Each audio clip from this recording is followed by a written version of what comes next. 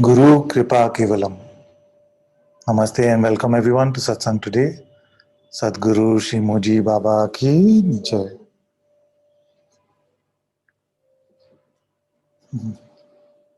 So, how is everyone? Good, good.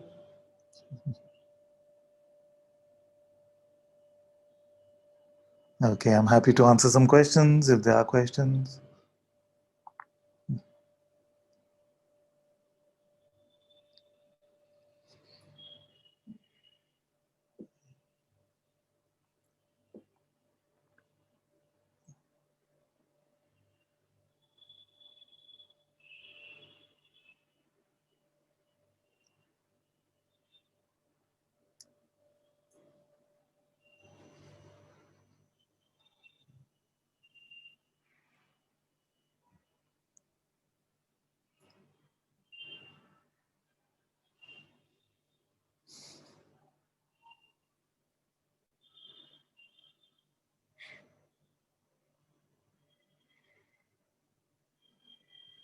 Okay, we have one hand. So,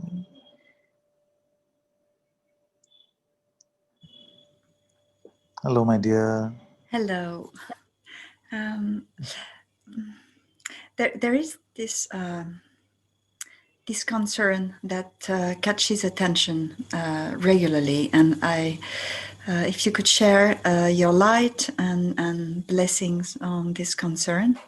There is a strong intuition that this vaccine that is proposed is not respectful of the laws of life, and my kids are willing to be injected it as to travel, and if you could share light on this. And obviously there is identification here. I would really if you could bless my sons and my son and my daughter and all humanity to make the highest choice and inspire the highest response in this one, and bless this one as well. Okay, thank you, my dear. Thank you for that. So, in terms of the vaccine and not being in resonance with life, can you elaborate a bit on that? Well, it's been developed very quickly, and it modifies DNA, which obviously, I mean, man is over. Is surpassing its rights. It doesn't feel right. It feels utterly wrong, if you ask. So I didn't know about this. Actually, I know very little about this topic. I did not realize that there's a way that a vaccine can modify DNA and things. So, that's something new. so since since I don't have the best knowledge about it, I'm not going to really comment on the efficacy or the good and bad aspects of the Yes. vaccine. I'm sure there's enough information out there, but I am going to bless you and your family and all of humanity. May Guruji's grace guide all of humanity to take whatever the best steps in service to all of mankind and all living organisms actually. So may that which is the best unfold. And I know that this topic of vaccines and not vaccines is a huge debate in the world. And the problem with expressions like myself is that I have very few opinions. So I'm not usually able to participate in these kind of debates. I always trust that there are people who know much better than I do. And I trust grace that whatever is the best may unfold for all of us. And but I'm happy if somebody wants to send me some emails or something with some scientific papers or something that we actually have figured out about the body as actual scientific fact or something like this, I'm happy to read through and form, if I need to form a more informed opinion about it. You see, I realize also that there is a huge sort of anti-vaccine sort of mindset in the developed world, and in the developing or the third so-called third world, there is more of a pro-vaccine slant because in countries like India, for example, we did have a lot of trouble with diseases like polio and smallpox, which seem to have been reduced a lot because of the programs that were instituted. But again, let me not let me not really comment on It, things which I know very yeah. little about. It's really not So about being anti-vaccine. It's really because this one, there's such an intuition that this one is really not. I mean, it's going too far. It's not. somebody And made a joke that day, and I'm not trivializing it at all. You have full right to decide what should go into your body or not, and I'm not trivializing it, but I just read a joke, and I hope you won't mind me sharing. Somebody said the other day that the actor who played Gandalf in who what played is it, what? Harry, Lord of the Ah, Rings, Gandalf the wizard. So he got vaccinated, and people said that if he can get vaccinated, then I trust this vaccine. no, I know.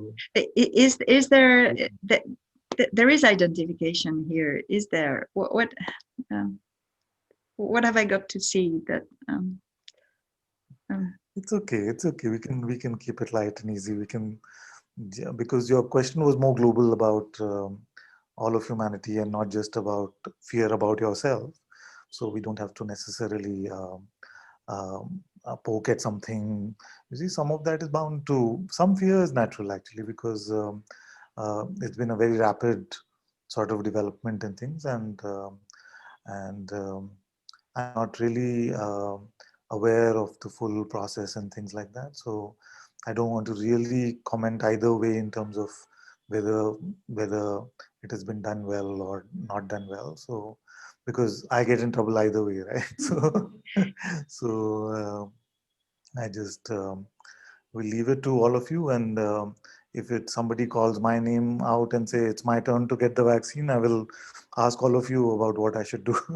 You can advise in terms of what should be done. For many times I leave decisions to like people around me, because nothing really shows up as a decision here, and something when it seems time bound, I just ask anybody sitting in front of me and say, what do you feel I should do? So if somebody really? says, go father, you go, Ananta, go, it's fine, then I just go. And somebody says, no, you see, this is not good, and then I say, okay, we wait, we see. So of course, on other times there's a clear intuitive guidance which is there, and I follow that, much to the much to the chagrin of those others around me at times. Yes, yes. But if it is just open inside, then I'm happy to follow all of you, my family, my extended family, which is all of you. So Hmm. I'm happy to see. Is And it? maybe we can check with some more the extended sangha as well and see what their feel is about it. Yes. It's like the answer of this one is no, definitely no. But that's there's the mother's identification concerning these kids. I know they will do whatever they want, but I can't help feeling Are they in the healthcare line of work? no, no, no, not at all. It's just that because of strong attachments to uh, the way I look at it, they are not in full respect of themselves, and they have attachments, and they are willing to. I mean, this health thing doesn't matter to them, and I there is this feeling really that they don't see the consequences of it. I really there is this feeling this is dangerous. this is not right, this vaccine. And so it's always so difficult. I try to give them information, and I know that's their choice, as everybody's, but it's always so difficult to find when to intervene and when not to intervene. And Yes, yes. The best you can do is share whatever credible information you have, and the best they can do is share whatever credible information they have. And what happens and what's happening more with a lot of humanity now is because we have what is called echo chambers. So but that, echo chambers, like ECHO, echo. Do you call it echo? Maybe echo, I echo. don't know what it is. These echo chambers, what happens is that we surround ourselves on social media and things with people who are who carry similar opinions as ourselves, Yes, and that what ends up happening is that we end up confirming each other, but the opinion is the same, and exactly. then we get convinced. So there are groups of people all in their own echo chambers, and all very convinced about what they think they know. But usually what I found is that on two sides of an argument, usually the truth lies somewhere in the middle.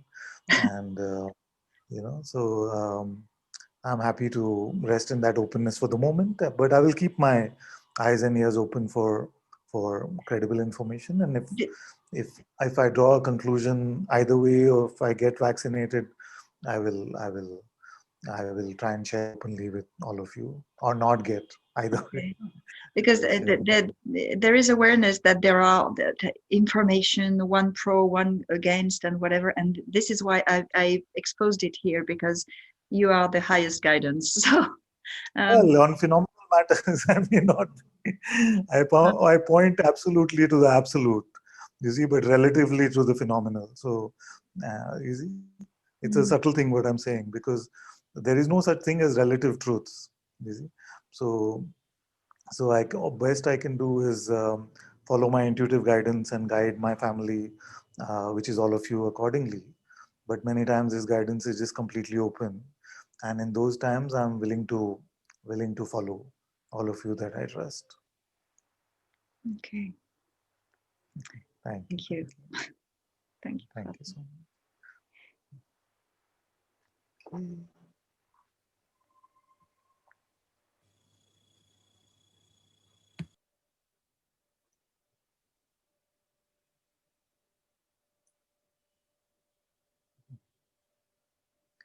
Acha.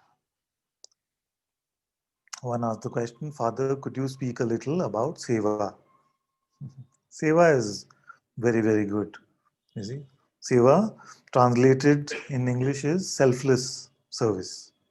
You see, selfless service. You see, and this selfless is obviously small s. There is no selfless, capital S selfless. So this selfless is small s selfless. You see. So what is the point of most of spirituality and most of spiritual practices? Mhm. What is the point? You see? It is basically to take the locus of importance away from this central character that we take ourselves to be. You see? So what does seva do? Seva takes that and makes uh, the master or God or humanity, you see, or all living beings, that it makes that central. You see? So in seva, what happens is we let go of our little ego and we focus on a greater force, a greater divinity in one form or the other. You see? And what happens is, so that is true seva. Many times we feel like we are doing seva, but it's all self-serving. You see, it's all serving either some idea of glory, some idea of personal importance or specialness. You see, I used to run an NGO many years ago where we used to help underprivileged children with healthcare needs, and I used to go to these conferences with other people who are running charitable organizations. And what I found is that many times there was a lot of, I would hear a lot of personal glory. I left a huge job at a bank and I'm doing this now for children, or I'm doing this now for old people. So the I was still very strong. So that I would not call true seva or service. You see, so service is when we forget about little old me. You see, and our focus shifts to a greater divinity, a greater power. You see, and in that spirit, this body is allowed to remain as an instrument to that. So the sharing of satsang is one example of seva. You see, so if it becomes in service to Ananta, it is that, oh, I'm trying to build a following, and I want to become a master, or some silly notion like that. Then it could be very burdensome and troublesome, and about trying to maintain a certain image. You see, but because all of satsang is about being in service to Guruji, I just feel like then it's so light and easy because it is his words that move this mouth. You see, I'm not so concerned about what answer shows up. You see, and the outcomes of those answers, they're all left to Guruji's grace. So I feel like that it is a great privilege that Guruji has allowed this one to be in service to him in this way. You see? So seva basically is letting go of the ego in this way of those who are temperamentally more suited to action oriented things. You see, they are allowed to let go of the me identity and focus on being in service to something larger than what they take themselves to be. You see, and um, we can draw a parallel with surrender. For example, what happens in surrender? Similar thing, where we in devotion we let go of little old me, and we say it's all yours, God, Father, you see, Guruji, whatever term you want to use. Then also the central narrative then is no longer about this limited one, about this limited idea that we have about ourselves. So selfless service in that way is very, very useful. So what happens in our sangha is that there's not much like seva opportunity really, because there's no real ashram, we don't need to raise funds, there's no donation, accounting, all of that stuff is not there. So mostly the seva that I recommend is transcripts. You see, do transcripts, seva, and it's been beautiful because many of those transcripts reach out to platforms like Facebook and other places, and they become then eventually become books that then basically are just words that are shared in satsang, and then they help many who don't maybe necessarily like to watch so much video content and things. They can read the books at their pace. This one also talks a bit fast, no? So the words go through a little bit fast. If you're reading a book, sometimes you just assimilate at your own pace, and so transcripts is good. But even if that transcript never gets published, it's very good because you really dive into that aspect of satsang, or that 10 minutes of transcripts or 20 minutes of transcript that you're working on. You really dive into that. And many times I've heard from the transcript team that they do a transcript and they wonder whether they actually heard that part in satsang. You see, it seems completely new, and they feel like this was so helpful. You see. So, so that is the extent of the seva opportunity we have at the moment in this Sangha. So I hope that answers a bit about Seva.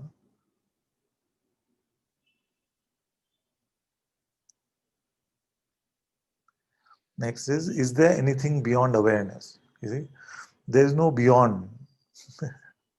You see, there's no beyond.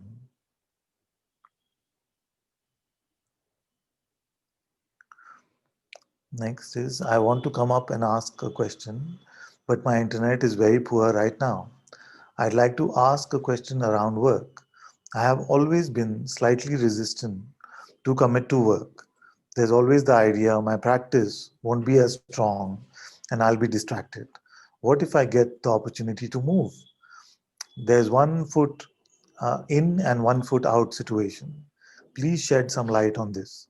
Typing this out, I see there's identification in future and the idea of right choice and wrong choice. Good. So well spotted already. You see, well spotted already. So lead your life itself as if it is in seva to the master. You see. So if you lead your life itself as if it is in seva to the master, then we don't have to deal with all of this. You see, will I miss out on something? Will I get something? What is better for me? All of this, you see, then becomes opened up. You see, so let the master choose. The master is in your heart. Let the master choose what has to happen, and let the outcomes all belong to the master as well.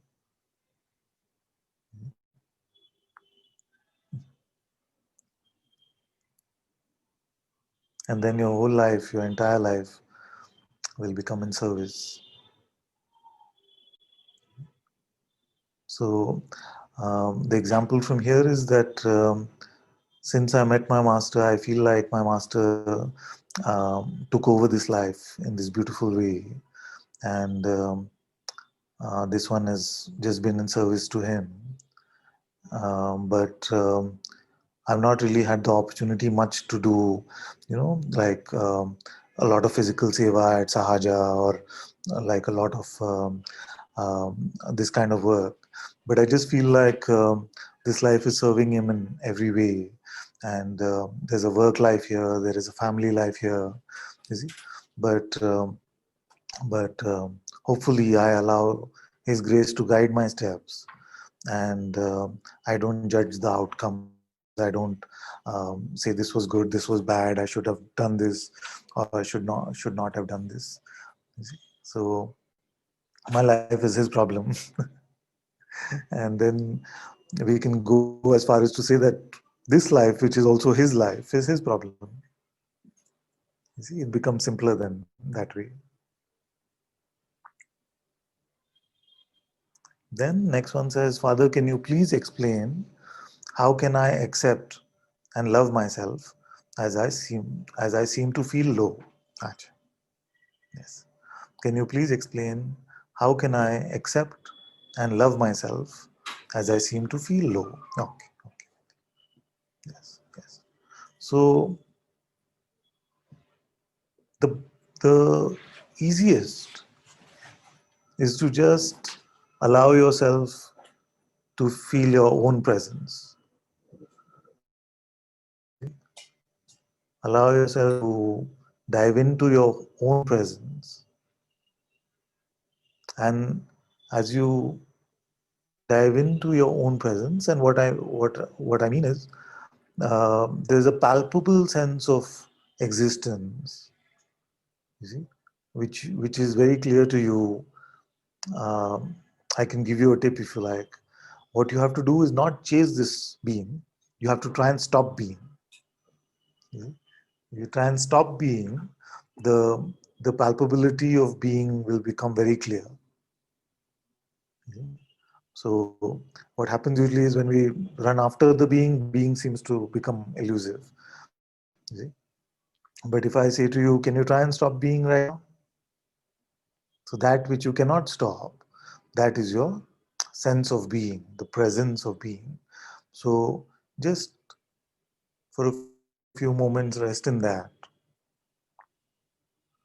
And then naturally, you see, without any expectation, without being attached to that particular outcome, you will notice that there is that which we are calling a love for oneself, which is not different really than the love which is universal. You see? So this love for oneself will um, just spontaneously emerge out of this your own presence.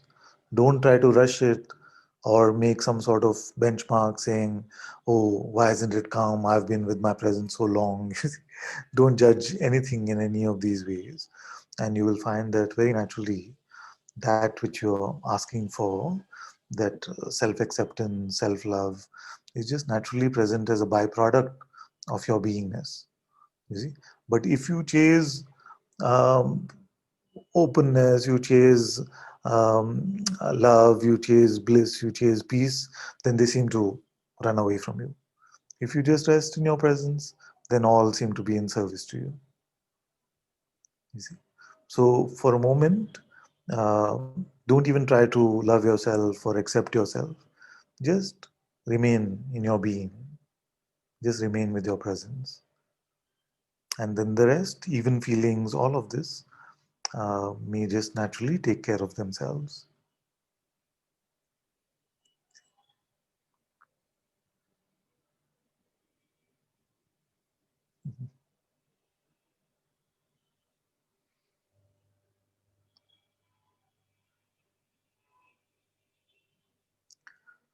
Is nothingness aware of awareness, or is awareness aware of awareness? You see? When these distinctions between all words, nothingness, awareness, aware of, all these fade away, then the truth becomes very, very apparent. And all these words seem like peanuts or popcorn.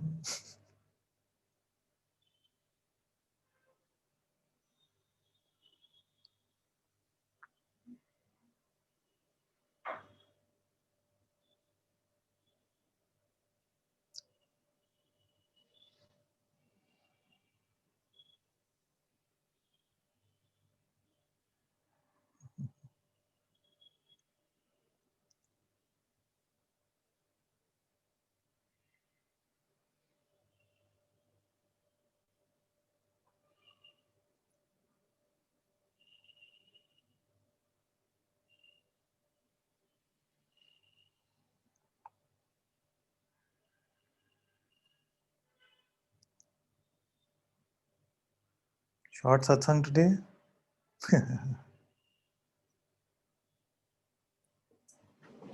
Now don't force yourself to ask questions, okay?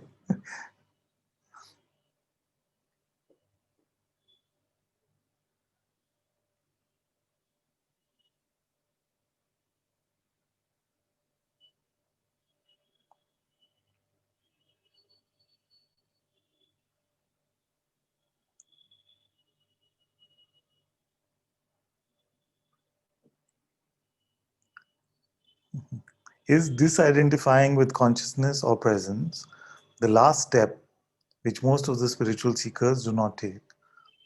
Sometimes I've said like that. Sometimes I've said that consciousness is enough. Whatever resonates with you is fine.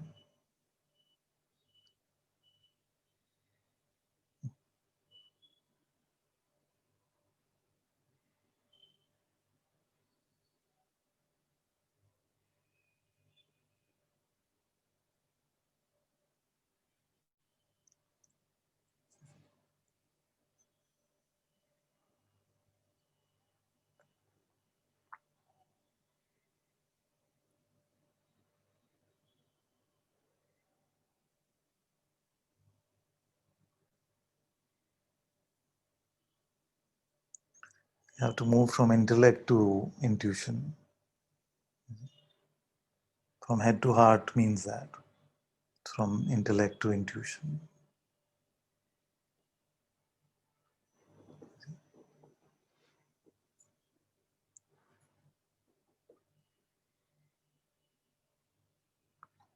In intuition, that which you really are is fully apparent. You see? And there is no confusion about the life in this world.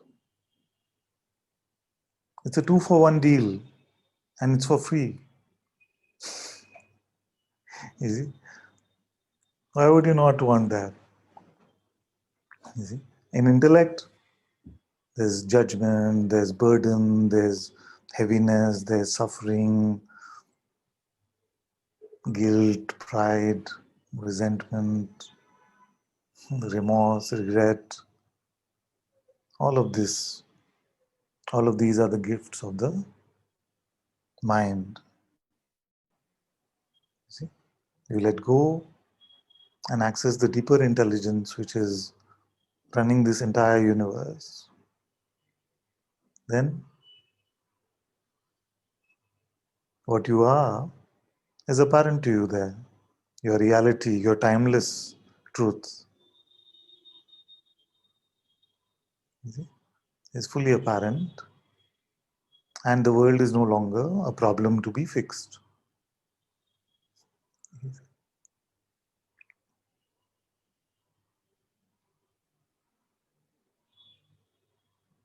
How to access this intuition? By letting go of the ignorance, letting go of false conditioning, letting go of the mind. And the best news is, right now, it is so. Before the mind comes and says, but, this is what, you see, but before that, who's there?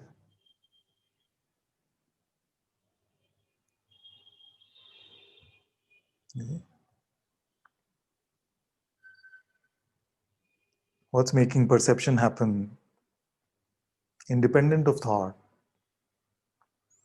What's making your heart beat independent of thought? What's making breath happen mostly, you see, without our thinking about it?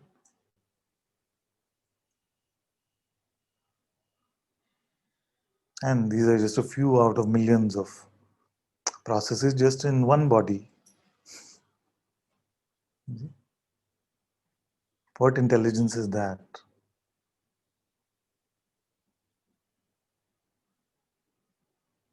Is it forever alien to us? Or is it an aspect of our very being, of our very Atma, of our very consciousness?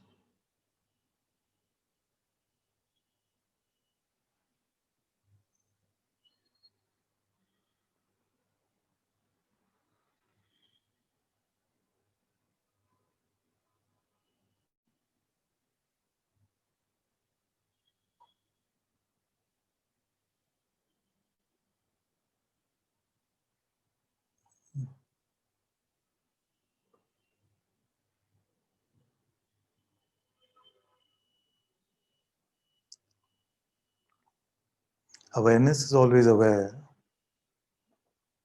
Yes? So, where does the recognition happen? Many times we feel that what happens in the recognition is that awareness becomes aware of itself. But how could it ever have been unaware? You see? So, all that we mean by recognition is that we reach that aspect of our being, you see, which has access to this deeper intelligence, and that is called intuition. That is what going from head to heart means. You see, so that aspect of our existent nature, which in a way is deep enough to recognize its very source.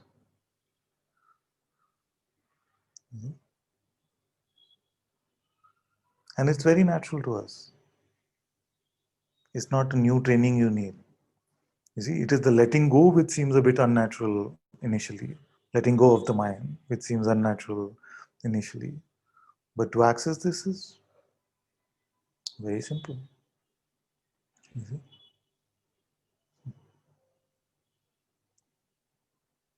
Where do you find that you cannot stop being?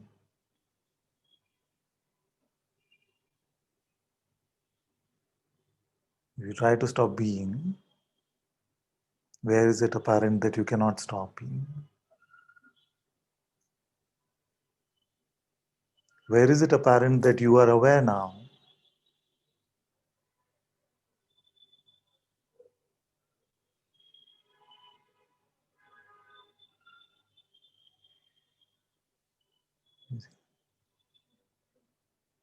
So that seat of self-knowledge, that intuitive presence,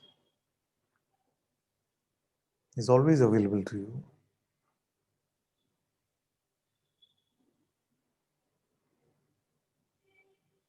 And if you let go of the limited notion about ourselves, your reality, which the greatest sages have told you, be it Ashtavakra or Ribu, you see, it becomes, they go from being very abstract sounding scriptures to just a simple testimony about your own self.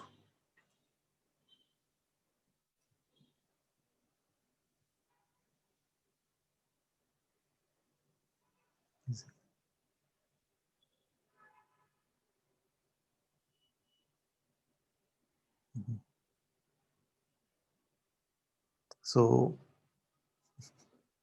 the master is playing this game of trying to shake you out of your mind, whether it is through the palpable presence of satsang, which you dive into and let go of the mind, or it is through some statements which confuse you completely and let go of your intellect. You see, so the Zen masters would say, "What is the sound of one hand clapping?" Or many of you have heard about the goose who needs to be rescued from me, and I can repeat it later if you want. So, you see, so all of this is meant to shake you out of your intellect, out of your ideas of right and wrong, good and bad, to reach a deeper intelligence, which is in resonance with this manifestation.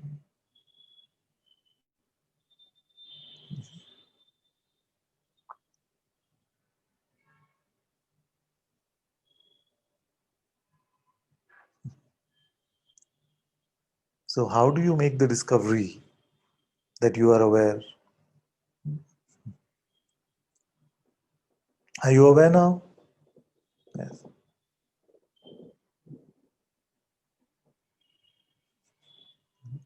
So, that discovery of your true nature, which only takes, not even, we can't even say takes an instant, because it doesn't even take an instant, is what we have been chasing for years.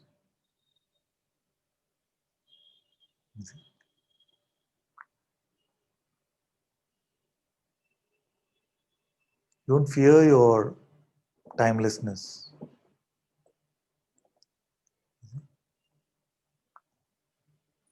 Don't fear stepping out of time and space.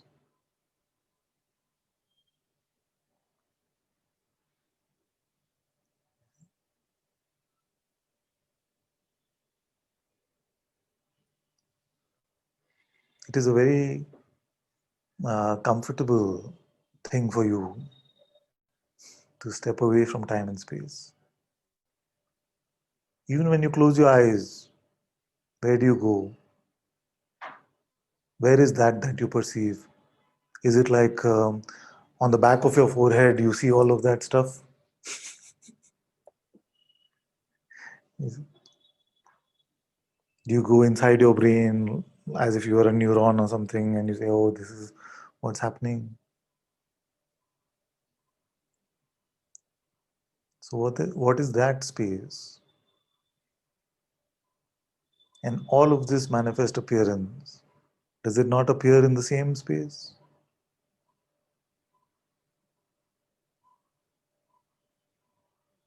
Where are you hearing this voice? Is it outside of you?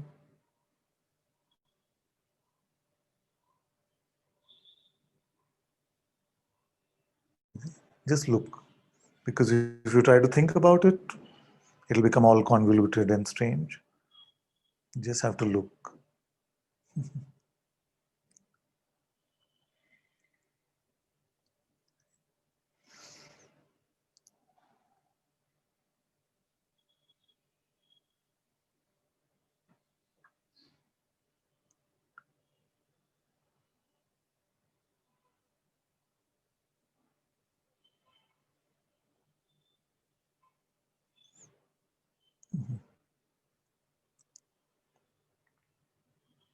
So,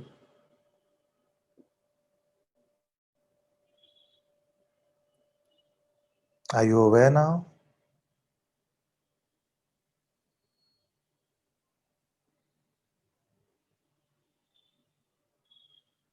As somebody, are you aware as somebody who is aware? Some body or some mind that is aware? Or it is awareness which is aware of all appearances and disappearances? And if you are not this awareness, then how do you get to know about what awareness is aware of? What is the communication mechanism between this awareness and you? Is there a hotline? Is it? The hotline makes a call, awareness makes a call on the hotline, calling Shivoham, Shivoham, come in. This is what you're perceiving at the moment. You see, and Shivoham says, yeah, yeah. Okay, okay, thank you, Mr. Awareness. Call me back soon. If there were two, you would need a medium of communication.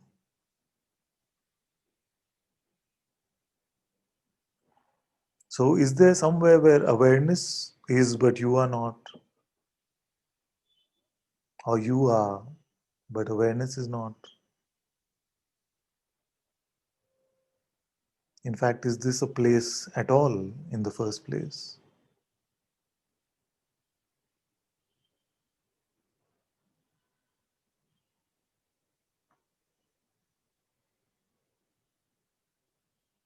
Mm,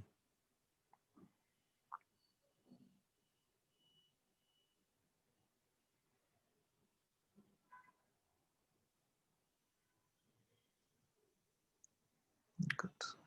Okay, some hands are up. Melissa, hello. Hi, Hello, my dear. thank you for Good to letting see me come up screen. It's always making me a bit nervous somehow coming up screen, but I felt something wanted to be shared, so I'm going to do it anyway.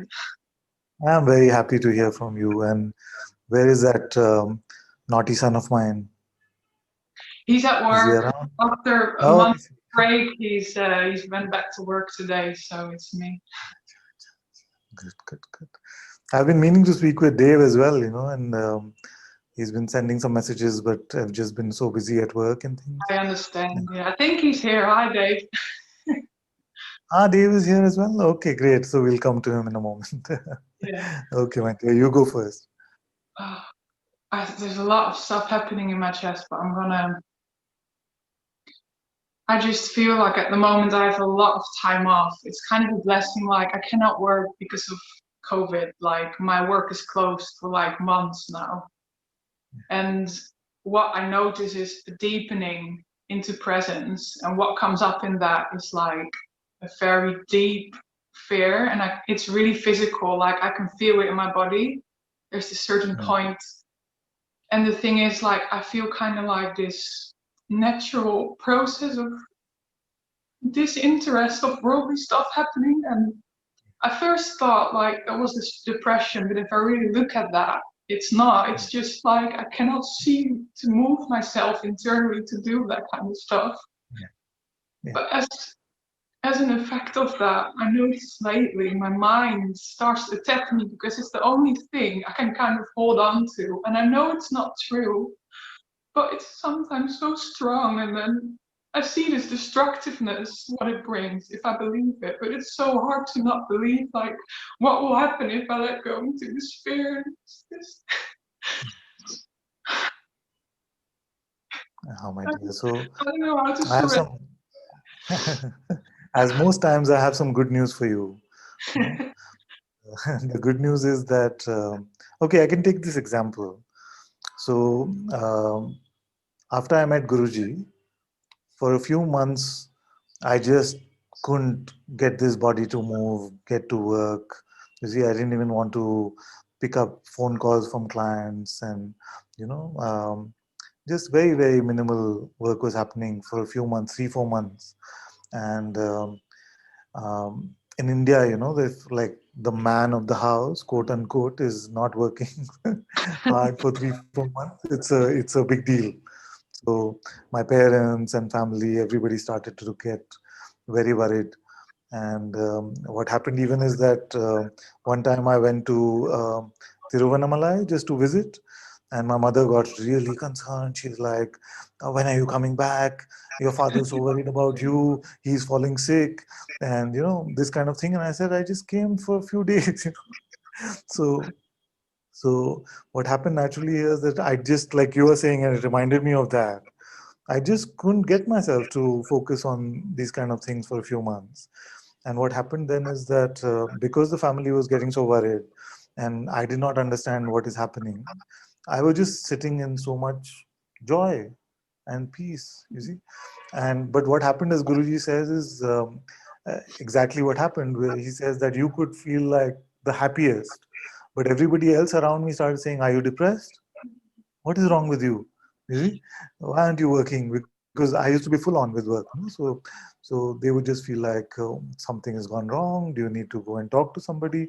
And I would say, "But I'm the happiest I've ever been."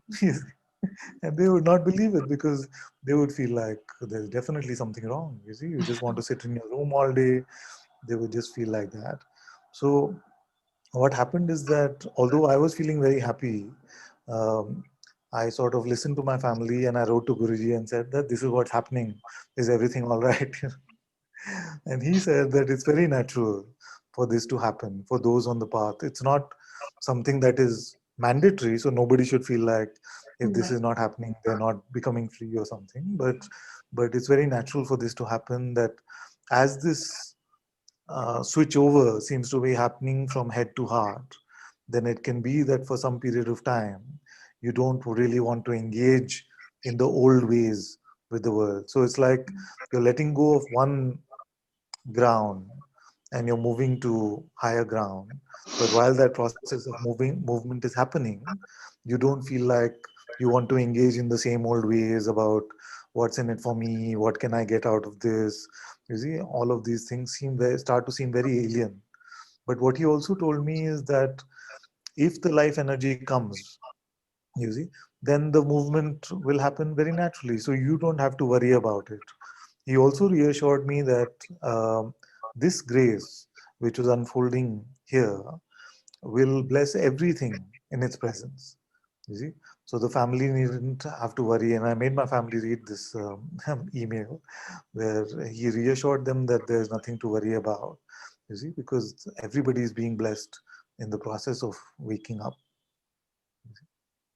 So, so you don't have to worry that at all if that kind of inclination is not there. You see, and you have to be intuitive about that. You have to be intuitive, Yeah. and your intuition can tell you uh, really, because sometimes it also happens the reverse, where it can be like some sort of laziness in the guise of spirituality and all of that. So people can use Advaita as an excuse for many things as well.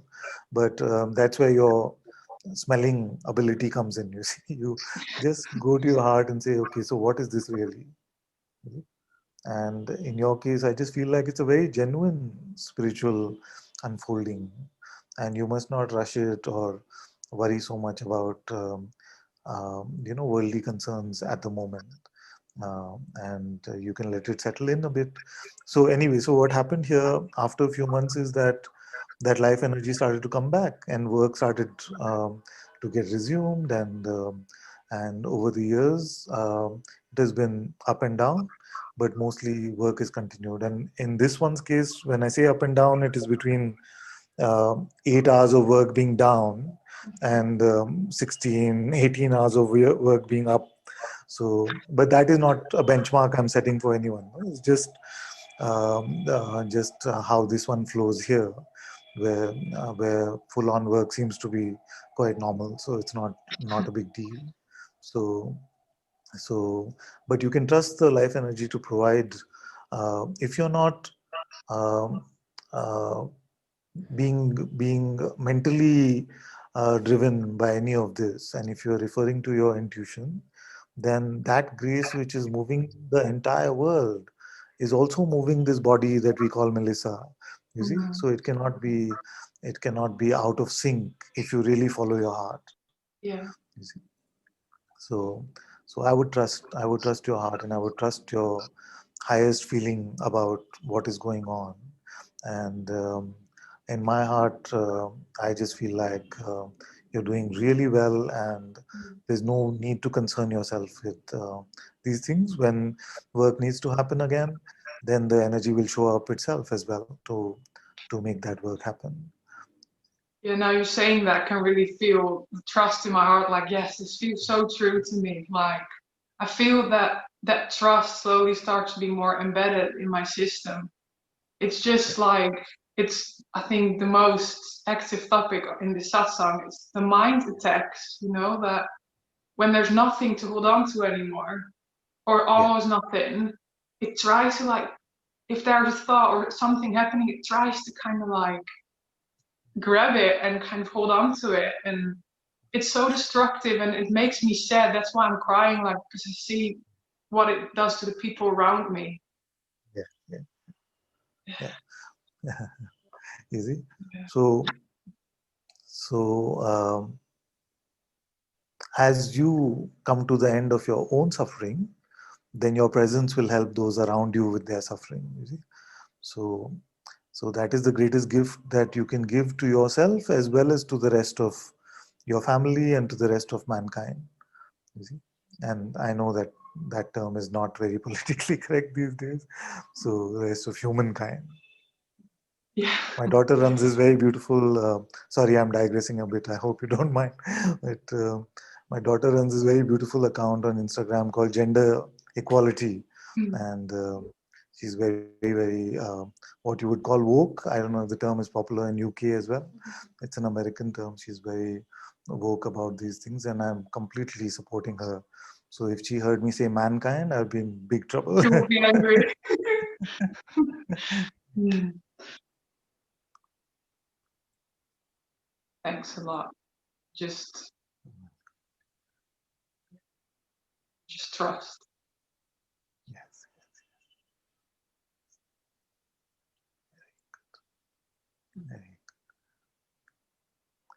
It's a beautiful. I've been speaking about this for the last few satsangs that the greatest gift that I found in my life was to meet Guruji, where there were not only did such immense love arise for him, but also the immensity of trust. You see, and this love and trust together was so beautiful because love is the antidote to fear. You see, and trust allows you to just surrender. You see? Otherwise, what happens in surrender is if you trust someone and you say, okay, I'm just going to follow them, what happens is that in the absence of love, sometimes the fear can seem too much. You see, but you cannot fear and love at the same time. So, so devotion is a beautiful thing because in devotion, you can follow, you see, and there is the fear is not strong because there is love. You see? So that's why devotion is greater. Mm. Devotion is greater than any other limited quality in the world. Thank you, my dear. Thank you. Thank you. Okay, Kumar wants to come. Kumar can come. Pranam Guruji. Namaste, my dear. Namaste. Yes. So I had a question. Like when Adi Shankara says that intellectual knowledge is enough, but how Acha. can something which is of the mind reach which is beyond the mind? And if there is just one, who is debating with whom? Yeah. Thank you, my dear. Very sweet. I'm not a great student, so but I have to confess that I haven't heard Shankara say that.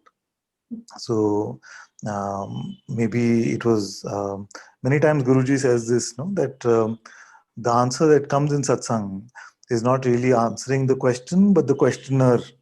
So because for a moment I was taken by surprise that Shankara would have said that. So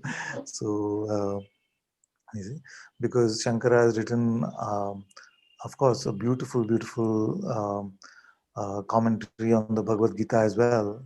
And Sri Krishna has very clearly told us that subtler than intellect is the self. You see, and and in a way implying that you cannot find it as an object within the intellect. You see? So so I wouldn't say that. And of course, if it is between me and Shankara, please follow Shankara because I'm not even, you see, I'm not even worthy of being mentioned in the same conversation with him. But I would say that from my own experience, I found that the intellect is very limited compared to what I found in my heart to be the truth. You see, so in fact, I will go even beyond and say that um, uh, it created a lot of impediments because here also this one was quite intellectual, no, in his approach to things. So the need to intellectually understand and to create conceptual spiritual frameworks was very strong here, and those frameworks became an impediment to just my intuitive understanding of what is. You see. So, and they always got bashed up in life, the conceptual frameworks that I was building, you see. And I found usually that they did not serve the truth in the way I expected them to serve the truth. So maybe what we can do is you can share a bit because there are many hundreds of commentators on the works of Shankara. There are many commentaries also. Maybe you can send me some thing, some reference to this statement, and I can help you put it in some context. Or I'm happy to be corrected by Shankara if I'm wrong, and I'm happy to correct my error. If Shankara is saying something, there must be something definitely to that. So I'm happy to read that once more and see what shows up from here. So can you say the rest of what you were saying after this? So after Shankara's statement, you asked a few questions. Yeah, I just asked if there is one who is debating with whom because I also got very frustrated with this intellectual thing, and I resonate completely with what you said. Because the moment I came to the heart and feeling and more of devotion, things deepened, and intellect just gives you pride and it traps you. But then there's a school of Charya, one of his disciples, who says listening is enough. And then there is a sect which is more of the heart and meditation. So, but then I don't resonate with the thing that just intellectual thing will be enough, and then fighting and debating. What does it do? But then he's Yeah. such a great being. So, Of course, of course. So this statement of listening is enough, I would translate into, like many times I've also said that, and let me explain to you why I say that. No, so many times somebody will ask me, so what is the best thing I can do to come to self-realization or come to this? So I would just say to them, just come to satsang and try to pay some attention to what is being said. You see, so what happens is that there's a hearing, there's a shavana, no? So there's a hearing of what is being said.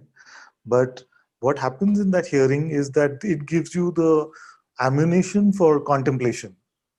You see? So for example, if we had not heard Bhagwan say, who am I? Ask yourself, who am I? You see? Then we may have still wandered around a lot trying to get to some pointer to come to this. So that hearing step was very important here as well, whether we call it hearing or reading. You see? That is not really so important. So these atomic pointers have been shared by the masters, you see, and it's important to hear them, especially on this which we call the jnana path. No? So it is heard. So how is it? And okay, so let me not digress so much. So you hear it, and then what happens is that most who hear it misuse it in the way that I did in the past as well. You see. So what happens is I would hear it, okay, there is Brahman, then there is Ishvara, then there is Atma, then there is Jivatma. So you make these kind of conceptual frameworks and you feel like now I'm understanding the self, you see, using that, you see. But the pointers were not meant to be in this way, like a pointer, like, are you aware now? You see? So it is heard first. It is heard, isn't it? But then it is not an intellectual process. Yes, yes, of course I'm aware, you see, because my brain is functioning in this way and this human functioning happens. So it's not, so many can do that and apply this sort of pointing as an intellectual principle and store it in the knowledge frameworks. You see, but when we say manana or contemplation, what is really happening is that we use this pointer, you see, to dive into ourselves. So contemplation in the world usually means to think about it, you see, but in satsang it is not to think about it, it is to use a deeper looking, you see, which is not a perceptual looking, you see. So that is what we mean by contemplation um, when we hear the pointers of satsang, when we hear the master say, "Give us a pointer," then we hear it first, then we use it in our contemplation. You see, can I stop being? Then we really check. Then, upon checking, then we realize that we come to this intuitive insight, and that's what we've been pointing to. We come to this intuitive insight, and as we learn to trust that intuitive insight more and more, when the mind bombards us with thoughts of personal identity and you see desire and duality, then it doesn't seem that attractive and it is allowed to let go. So we rest in that state, which is the fruit of the hearing and the contemplation. You see, so Nidhi, what do you call it? Gopala usually helps me with these Sanskrit terms, but so you go from the hearing of it to the contemplation of it to the just resting in yourself. And the resting in yourself is not a forced or effortful resting in yourself. It is just not taking yourself to be that which you're not, because you've had an intuitive insight about who you are. You see, so so from whatever I've studied of Sri Adi Shankara, this is he's provided us with so many of these um, atomic pointers that we can look at, you see, and they can be used so well in our contemplation. But with the point being to um, come to this resting in the true place, you see, resting as a self, to be as we are in a way. So that is the way I would look at that particular aspect of the pointing. The debating part, to be honest, even I've never understood. So, so I cannot help you with that. You see, here this expression is a bit more timid that way, where if somebody wants to debate me, I'm already saying, no, no, you win, you're right, you're fine, you know. So, so there's not so much impulse to debate or to prove anything from here as well. So that we'll have to refer back to Sri Shankara himself. Of course, those times were different, and you realize the cultural context of that space was different. And I don't want to create any sort of um, Buddhism versus Vedanta debate here, because I respect both paths. But some part of that cultural context will make that debating aspect also a bit clearer, maybe. And just one little doubt was about the self. Like in one place, Ramana Bhagwan says Kundalini is the self. Most places he is referring to self and not paying attention to that. And in one video, I think Guruji said Kundalini is child's play, like something like that.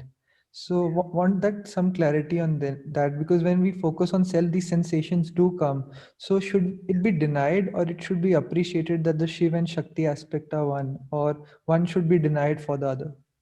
Yes, it should be, in my limited view. I would have a great reverence for it, but I would not never exchange it for the reverence to the self. You see, so here there is a great reverence for this experience of Kundalini, and I don't usually talk about it a lot with Kundalini and things, because it becomes confusing to some who have not had this cultural sort of understanding of it. But here, my head is bowed down to the divine energy, but not as an exchange to the absolute. You see.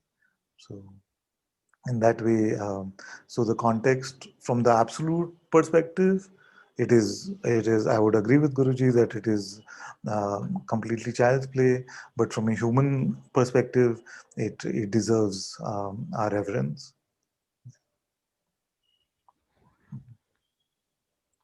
Thank you. And just to clarify a bit in terms of Bhagwan speaking about it, he has spoken about it a few times, and you are aware that most of the time he was talking about the direct recognition of the self and not to be so concerned about the energetic movement and the chakras and all of these things that happen. But for some that were going through these kind of movements, he has reassured them that in self-inquiry, in meeting ourselves in this broad openness, for many it can happen that spontaneously, you see, this kind of energetic movement can happen. So that is that those words I would take as a form of reassurance to them, and saying that all is good with you, you're doing well. I would say that my advice would be to take it as the prasad of the darshan of the self, but never to mistake it for the self itself. Yeah, I think like in the previous satsang you said we go for the sat and the ananda comes Yes, also. yes, yes, exactly, Yeah. exactly. So let the Ananda follow Sat. Otherwise, what can happen is when we go Ananda chasing, then Sat seems to get more and more elusive, right? You see? Very clearing. Thank Thank you. thank you. I enjoy the freshness of your questions. It makes me feel very nice to hear you and to engage with you. Thank you. Nitya. Okay, Nitya can come. Hello? Can you hear me? Yes, yes, my dear. Yes? Yeah, okay. I had a little trouble last time with my audio, so that's why. Good. Is my video on? No, no? My video is not No, on. Ah, you didn't say anything. I didn't realize. Yeah, yeah. So I just wanted to speak something out. It touched me so much when you said you just surrendered your life to the divine, and you are not concerned about the outcome. And it really struck me here because I just this body just immediately went into no, huh? No, uh-huh. really, the body, but not the heart. The heart is truly yearning for true surrender. But yes, the conditioning doesn't want that. I would say, and I just felt really so much just to acknowledge that, and because I'm so touched, and there's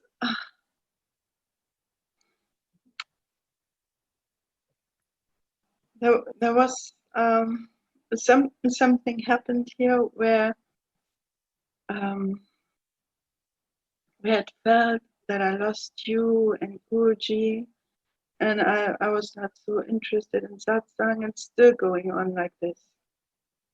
I really have to say I'm not interested at all in satsang somehow, and I just felt I lost you, and what I realized was that I lost this personal stuff.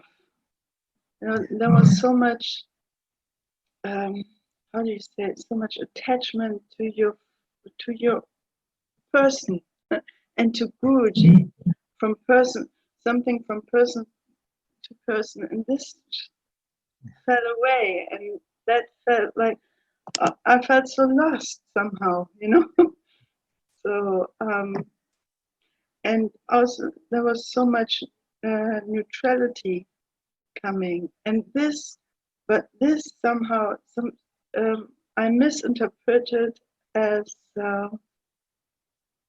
I'm not interested in satsang anymore, and the mind came in, and took this somehow, and was nourishing the conditioning here, and I was how do you say, I grasped that, and I, without realizing what was happening. So, and yes, and when you said this term today, it was just so, yes, just so beautiful. Yeah, Very good. I just want to say thank I'm so together with you in this. I'm so together with you in this, and I'm very happy to hear you. My child, always with you, my dear. Love you, love you. Thank you. Thank you.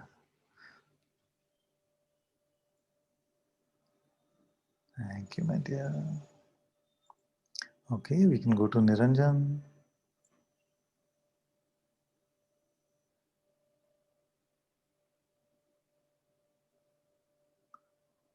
Niranjan, it's working, my dear?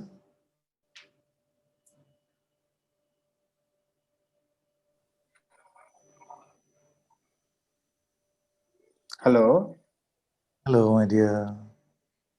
how are you, Father? I'm good, I'm good. I wonder why I ask this question. It's vice versa.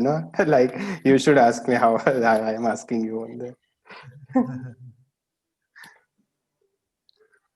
I don't mind it, by the way, just to clarify. No. Just kidding. I was. Um, I want to share one or two things. I think Hoover mentioned about the Kundalini thing, and maybe I want to share experience here with those kind of movements. Actually, I'm experiencing this violent bodily shaking. Like if you have seen patients with generalized tonic-clonic convulsions, we call epilepsy, right? So in that there is the whole body shakes, like so those kind of movements, and I am experiencing this for about last 6 years or so. So Okay. so it is not a sporadic thing, so it has been pretty consistent. And it started with like when I started doing Isha Kriya 5 or 6 years back, and it started with that practice. After some 2-3 months of practice, it suddenly appeared like that. And Yeah. from the very beginning, there was no sense of problem with those movements.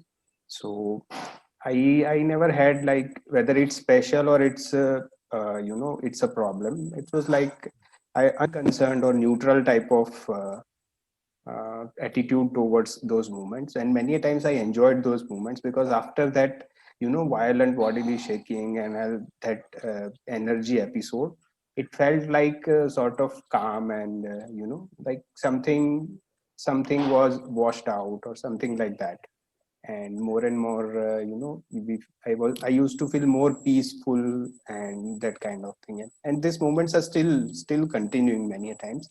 The only thing is that I am little bit of I know when it happens, like I can predict, because in my contemplation, when you are, especially when you are touching the core identities, when something is exposed, like this is where you are attached, right? So at those times, they it's like a stimulus for those movements, and uh, that's the only thing I have understood about those movements, at least in this case. And sometimes they happen by themselves. And initially I was worried whether if it happens in public space, like you are in but it has never happened like that so far. So maybe I don't know. And even if it happens like that way, there is no concern here. So I have not seen them as problem or anything like that. But when you speak from the absolute perspective, like you were just saying, so there are no questions like this, because there is no even question of oneness, but we can use the word oneness. So like everything is the absolute, but even that is not even that perhaps goes as close as it can go. So nothing is seen as apart from you. Everything is you, and everything is yourself. Like, like Papaji was asked this question by some interviewer or something, like, how do you experience the world? And he said, I experience the world as myself. Like my body, you experience your nail as yourself, you experience your hair as yourself, your body is yourself. In the same way, the world is myself. So, but even that's for the conversation purpose. The true experience is indescribable. So we can say it is oneness and like that, but uh, perhaps the best answer is silence. Like Bhagwan used to remain silent most of the times. And maybe that's what I wanted to share about this thing. Hey, nice. Thank you. Thank you so much, my dear. Thank you. Happy to see you. Thank you, my love. Thank you, Father. Thank you, my dear.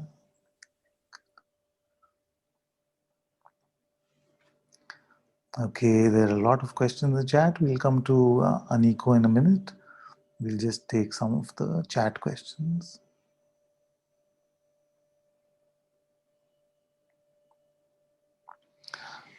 One says, I feel strong palpitations from the beginning of satsang, but I am so happy and grateful for you, Guruji. Please, I would like to completely give myself to you.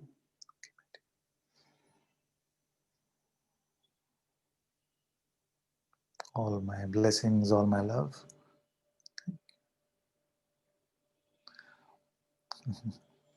Blah, blah, blah, or finger snap. Which one will you choose as the highest pointing father? Is it blah, blah, blah? No, it's something else. Blah, blah, blah, blee, blee, blee. The highest pointing actually is hiya. I can't believe I did that on the broadcast, but okay. Then next one says, Father, I feel broken and do not want to live anymore. And it is okay. No longer knowing what to do, there is a subtle sense of a nameless love.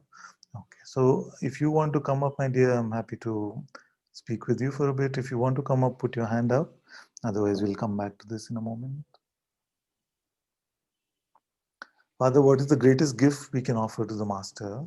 To see what makes Master happy about his children. Shall we be able to do it or be it in order to be a great happiness in your heart? If you give all your troubles to me, I'm the happiest. If you still leave something for you to be concerned about, then I'm not so happy.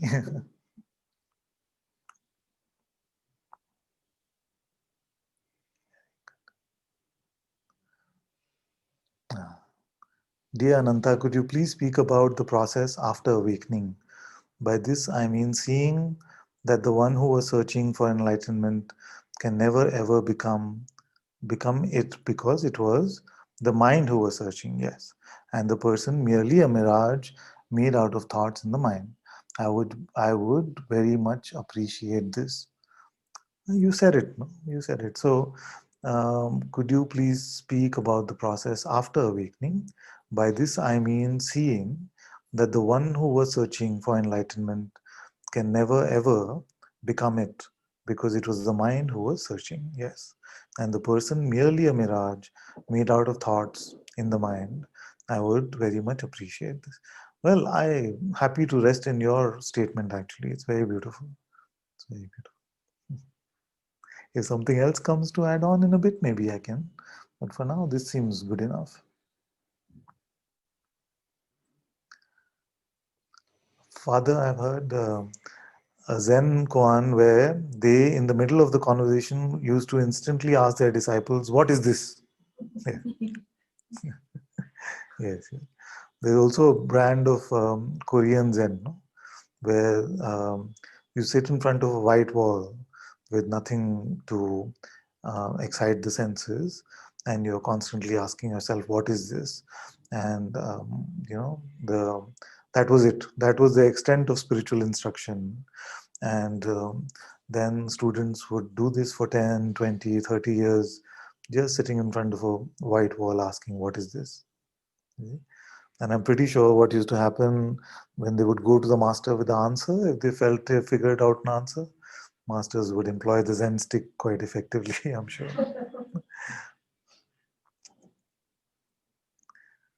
Then next one said, "Dear Ananta, answering your question, can the self be hurt or attacked? I feel a pull into personhood and I cannot say no. If I change all the yous in the question of the invitation with God, all the answers are clear. But when I ask, am I? Then I cannot answer a question like, can it be hurt with yes, which indicates that there is not clear that I am all that God is." Okay, so I want to read further. Maybe you can put your hand up and we can speak a bit about this. In the meanwhile, let me go to the hands which are already up. So first Aniko and then Helen. Thank you very much, Ananta-ji. So this question is here with me for a long time, and I really wanted to ask you, but there was not enough courage, I think. But now you was talking about this kind of energies, and is related to that. So actually, there is a lot To the energies. to It's this. related to the energies. Yes, Yes. yes. So, from the time I went to Tiruvannamalai, it was the last year, last year in January. So some physical symptoms started to arise in my body, and actually I'm a bit worried about them. As you say, in my culture is not really like a usual things, and also I think if anybody could see me, maybe they would lock me in a hospital, in a mental hospital. Mm-hmm. Actually sometimes very wide, and is not like a human things, like very wide, like a animal things is coming out from me, is like a dragon exhaling, and sometimes is contraction, sometimes Yeah. my head turning very wide, and there is sometimes when I'm shouting, this voice is coming very wide out, or sometimes like a evil laugh. Is at the same time I can see when it's happening, it seems is not happening to me. This is just happening with my body, and I am not even there. That time I'm not even worried about it, because it's so silly to say, but it's like naturally happening something inside. And but after I start to think, oh my God, what if anybody in my family, my brother or somebody else would, and really is never happening in a public place either in here. So it's usually just happened when I am really relaxed, or in a peace, or even sometimes I'm going in like a position with my body is like, to tell you, is Yeah. like very sometimes really. So yes, this is the question: how long this can be called normal, or not? I don't know, not normal.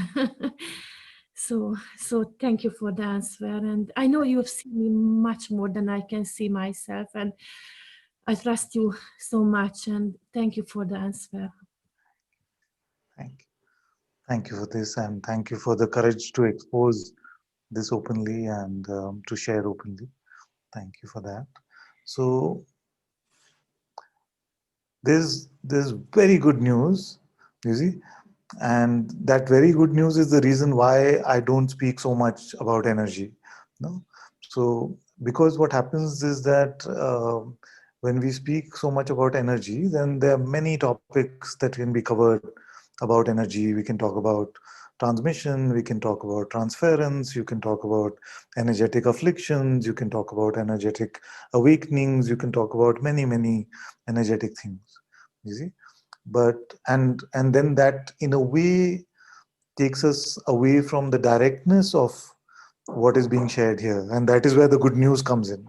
So the good news is that as you are coming to deeper and deeper recognition of your own self, everything that needs to stabilize and come to some sort of normalcy in terms of energy also is taken care of just normally. You see, so what can happen is that you can visit some very energetically charged places, and a lot of energetic movement can happen. You see, but I'm very happy that you're in satsang, because in satsang you're being pointed directly to your highest truth. You see, and as you're coming to your highest truth, it is not that you're in the light of that highest truth, any energetic settling that needs to happen, you see, will not happen. Everything will be taken care. Everything will be taken care. So rather than trying to intellectually understand, so what is it that happened to me? Why is it good? Is it bad? You see, and I realize what you say, that in some cultures it can seem very strange and difficult to explain to people.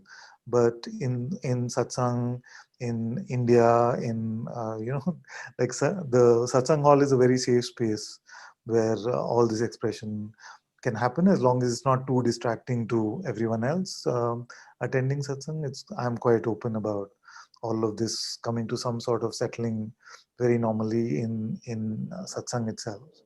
But um, the advice I would give you is that you keep your focus and value on where I'm pointing to you as the highest, you see, and you let me take care of the rest of it. The assimilation of whatever needs to be assimilated in the energetic realm, you let that be my problem. You remain with me in terms of where I'm pointing to you, because otherwise that whole topic can become a subject of many lifetimes.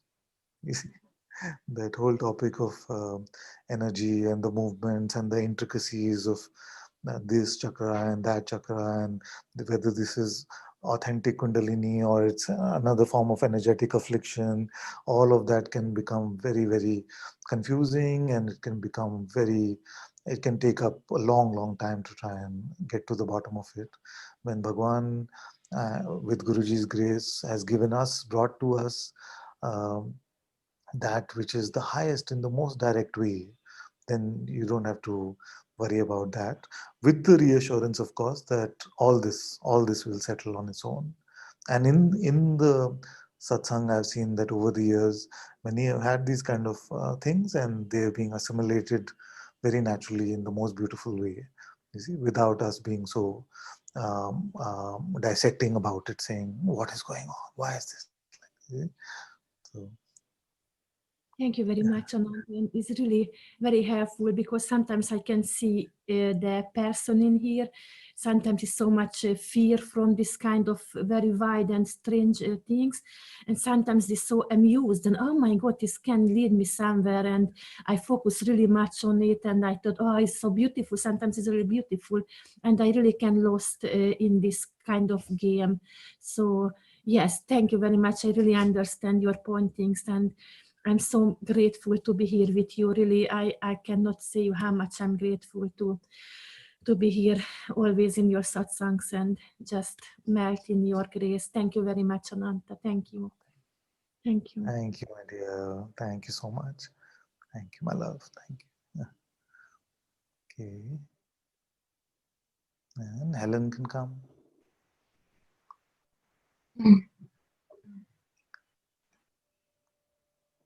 Hello. Did you mute yourself again? Oh, let me see. Yeah, let me try. Mute. Yes, I hear you now. You hear me now?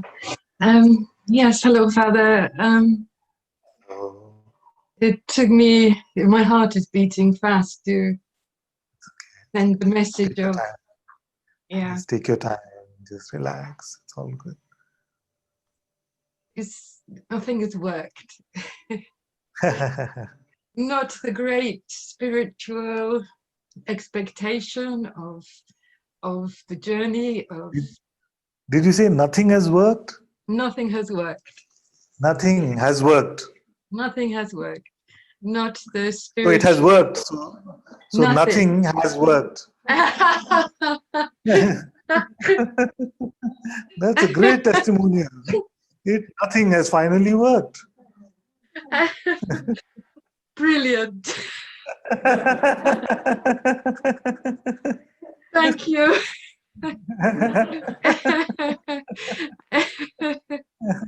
That's all you needed to say. Thank you, Father. That's so nice. Yeah, yes. Ah, Uh, in my heart, I'm with you. Thank you so much. oh, yes. Very good, very good. Very good. I love that. I love you so much for helping me with Oh, I love you clarity too. and break I through love the fog. Thank you. Oh, very good, very good. The shortest satsang ever. Short, short and sweet. Very good.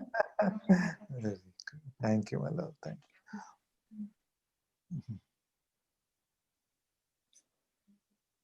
you. Okay, Helena can come after Helen. Wow, that's nice. Hello.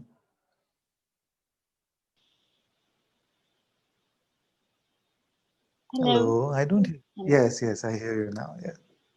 Okay. Thank you for inviting me to come up. Um, yes, last time we talked and you asked um, can the self, can it be heard?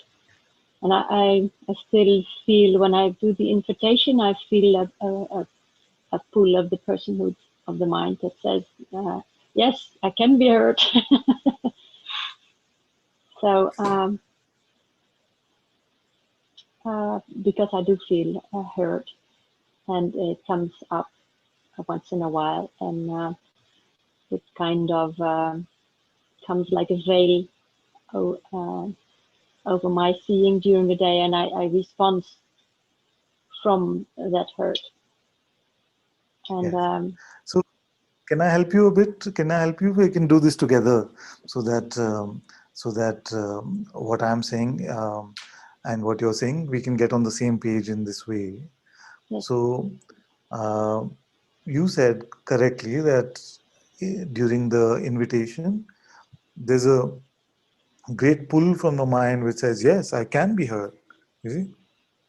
Now, uh, so that pull is the pull of this thought, this energy construct that we call a thought, you see, which is uh, like Guruji says, auditioning for your attention and your belief, you see, which comes and says, but yes, I can be heard because, yesterday this one said this to me and I was heard. So yes, I can, you see. So that is the way the mind will try to play with this. But what is really being asked is, like when I asked you the question, I meant to really look at this and say the witnessing of this perception, whatever the content of the perception may be, can the witnessing be heard by it? You see? And we don't have to go to any learned knowledge for this. We can try this out live right now. You see? So there is a witnessing of this perception, of this voice. You see? Now suppose that uncharacteristically this voice suddenly became very rude to you. You know, would the witnessing be hurt by that?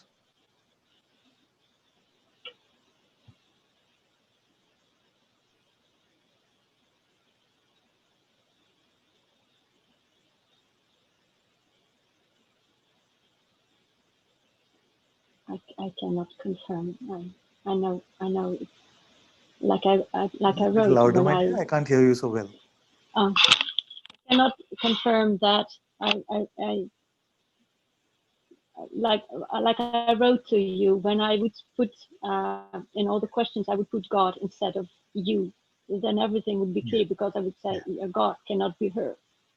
But when I yes, say yes. can I be heard, Yeah, so that yeah I understand. I understand what you're saying. So let me try to meet you from there. So God cannot be hurt, yes? yes Now, where is God not? everywhere.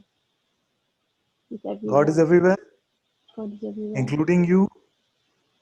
including in me. Or is it God plus me? God is everywhere but me? Is it like that?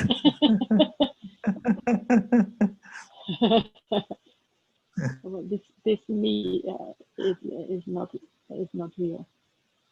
It cannot be real. It is only Cannot God. be, no? So, yeah, there is only God. And if God cannot be hurt, then you cannot be hurt because you, if you are, you see, and even if you are an independent entity, which you are not, you see, but even if you were to suppose that you are, actually you must be living in the heart of God itself. And if God cannot be hurt, then you cannot be hurt.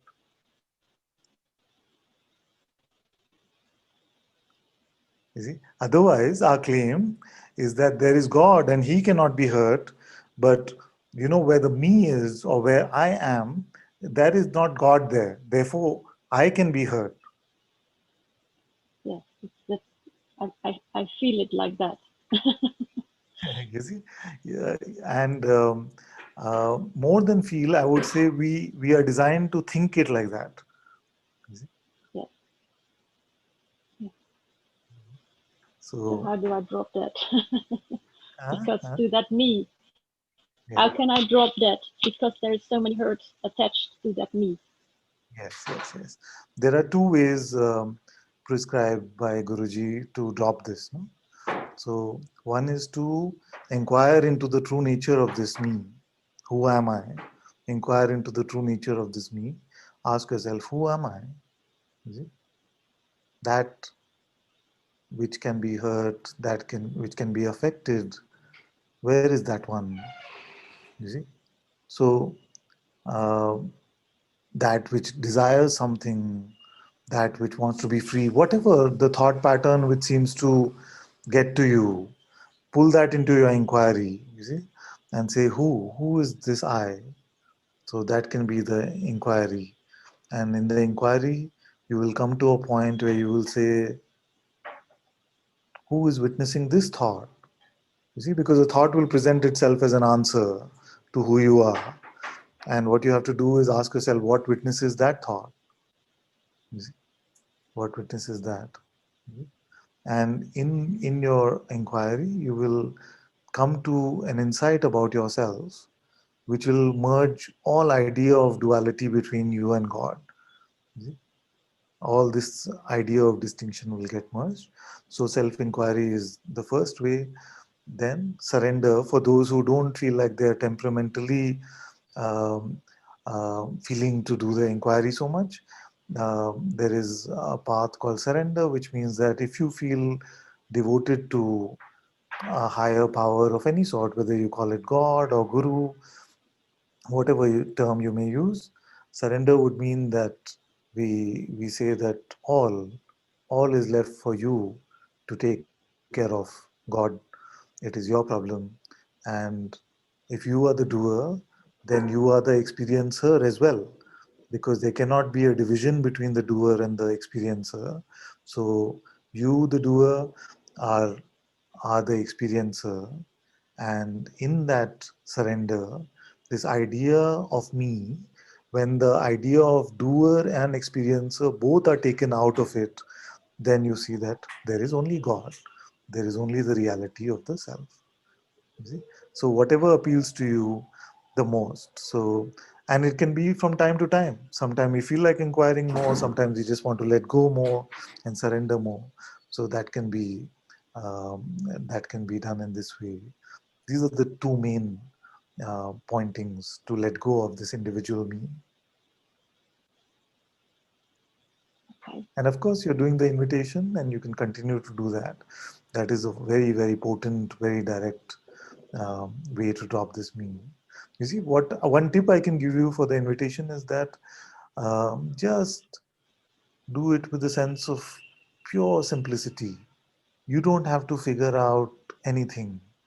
You see, let Guruji do the invitation for you. Your job is just to put it on. You see? Then whatever response has to come, you don't have to think about it and say, yes, yes, because this God is like this, but I am like. You don't have to use any of that effort. Just you have put it on. Now Guruji's words are taking us through it, and Guruji is putting words in our mouth to respond as well. You see? So do it in a very open, very effortless way, and that may make it very much simpler. You see? Okay. I will. I will. Thank you very much. Thank So you. welcome, my dear. Always welcome. Thank you. Thank Thank you you. very much. Okay, very good. So those who've been questions have been answered, you can just put your hands down. Makes it easier for me. I'll just refer to the chat for a few moments and come back.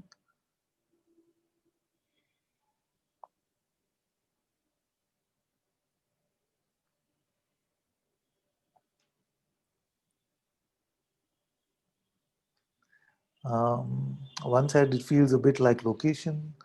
I have lost the location to that reference. Sorry, my dear, you can remind me of what that is about. I surrender the next one says, I surrender the mistrust towards peers and any fearful or conflictive tendencies. I would like to forget myself. You see?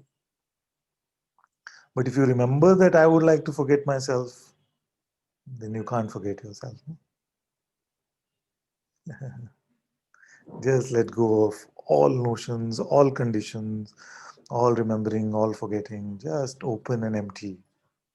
Open and empty.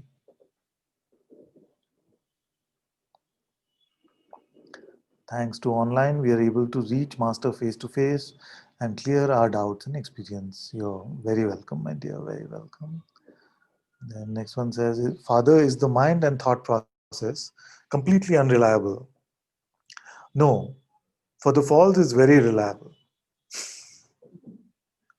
But for the truth, it is completely unreliable. Just as a weighing scale is unreliable to try and measure space.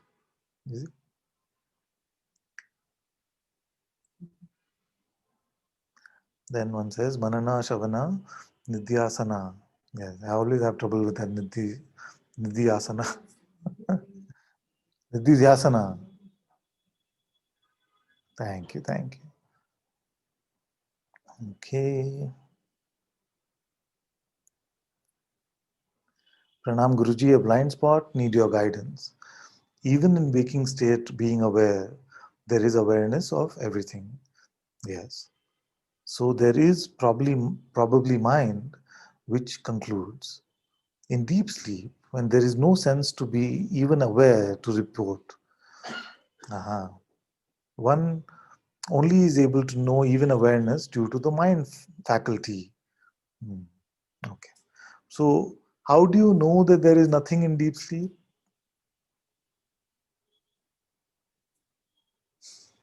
We are all able to report, no?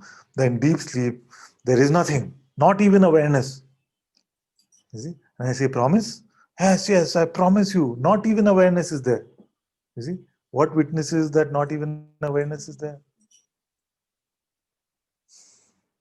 Some witnessing must be present to be able to say, hey, the wall was white and suddenly it all just completely went away. Forget about it being black, it just completely vanished.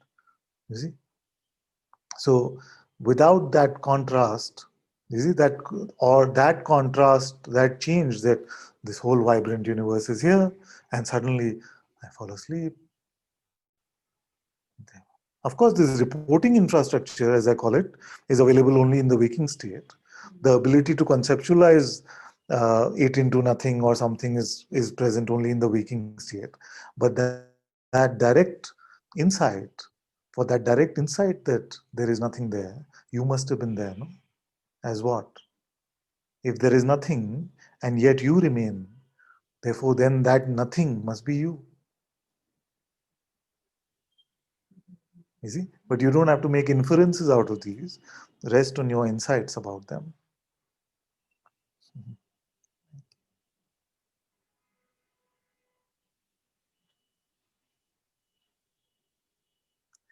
One says, Master, recognizing self is not so difficult. Why journey to it is so? Yes. Because the letting go of everything that we are so right about, that is difficult. The recognition is not even 2 clicks, not even 1 click. The recognition is just before the click. You see, but the journey is because we are right about so many things. You see, so dropping this self-righteousness, dropping our conceptual ideas of everything about ourselves and the world, you see, that seems to take time. That is the conditioning that Bhagwan is talking about when he says that to come to self-knowledge, all you have to do is let go of ignorance. You see, it is self-knowledge itself is not an attainment. It is not something that you will get. You see, it is only to that letting go of ignorance. And what is ignorance? The idea that I am something, the idea of my limited self. That is ignorance.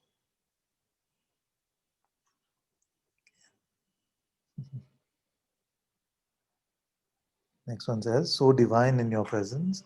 Sorry for asking again. You're very welcome, my dear. Thank you. Whenever there is silence, there is sound in the ear. It pulls within. Is it a phenomenon like Shakti, or this Nad is self itself? You don't have to understand it. You see, you don't have to understand it. In your heart, you know. Don't try to pull heart knowledge into the head, because it will make it into something, and that will be the rising of spiritual ego, the rising of specialness, or the rising of some idea of some trouble somewhere. You see?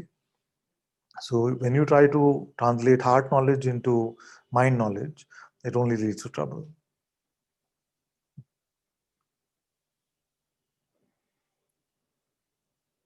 But I'll be honest, and I'm going to tell you that there's no trouble.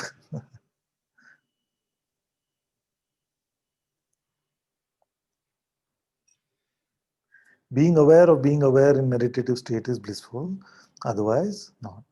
One says, being aware of being aware in meditative state is blissful, otherwise not so blissful. But bliss can come and go. You see, satsang is truth for truth's sake, not for bliss sake.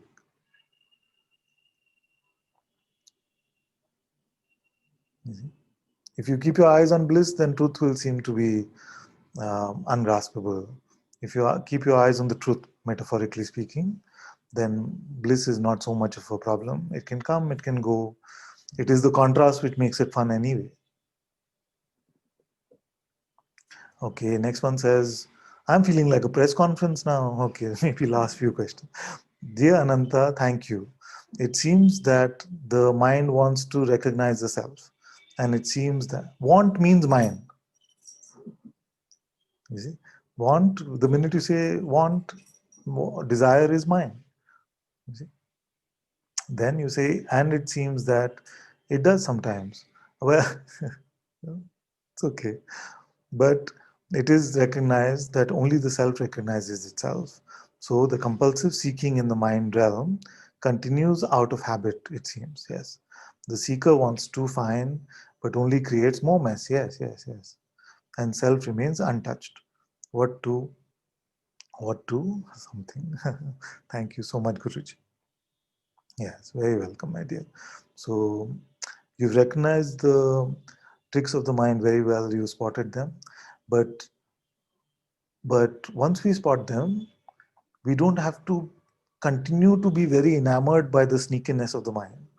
You see, because many times what happens is once we start spotting the tricks of the mind can use that itself and say, oh, the mind is so tricky. You see, look at how sneaky it is. Look at what it's doing now. Look at, you see.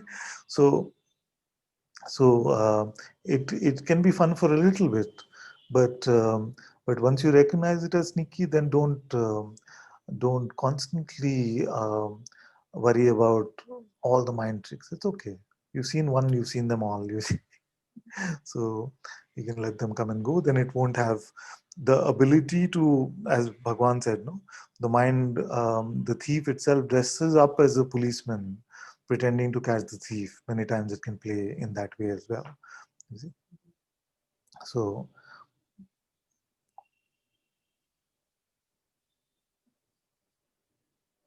okay. I'm not reading everything out loud now. I'm just reading everything.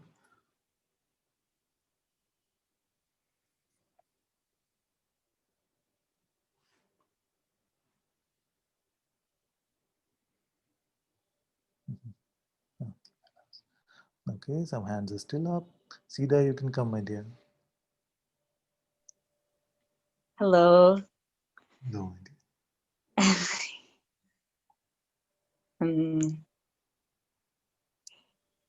Happy to be here with you again. And yes, you said something that if you give up all your concerns to me, then I'm happy. And there is one thing here, and maybe it's good that I may little bit open up. Yes. Because it's just one thing is still here, and something is continuously touching it, so it's very alive, and it didn't go by itself. And it's like there is a battling within me, and it's just so present throughout my What? A life. meddling? Did you say a There's a meddling? battling, Meddling? battle, like Battle?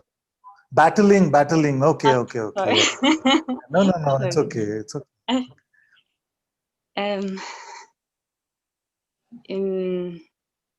yeah, like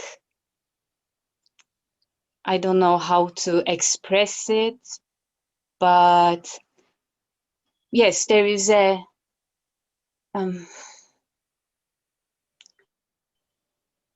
like this one was not so evolved, maybe speak so directly or something, not with you actually. I feel like I'm just so good at with you, but in general. And yeah, like always holding the words back, and like this it was used to, and Yes. not so outspoken also, and it has caused too much suppression, of course. And yeah, it's just too much. It gives too much trouble within me, and I cannot get out of it and get out of from it. However, and yes, for now, I don't know if I can add something more to So you are this. not, are you saying that you are not giving this concern to me? No, I want to, and I choose to give now because it's enough, and actually it's just take too much attention unnecessarily, and I don't want to really be Very on that field anymore. very Like good, my I dear. want to give and save all my attention on myself Yes. now. So if you allow me to be concerned about it, will you also continue to be concerned about it? I may do so. No, you I may don't. not do so. Because it is not that great that it deserves both our concern. No? So if you've given it to me, then it's my concern. But it doesn't deserve two concerns. Okay, so maybe I may add something and then I Yes. can finish with my concern. Yes. Yes. Yes. We can finish with it, and it's maybe yours. Good.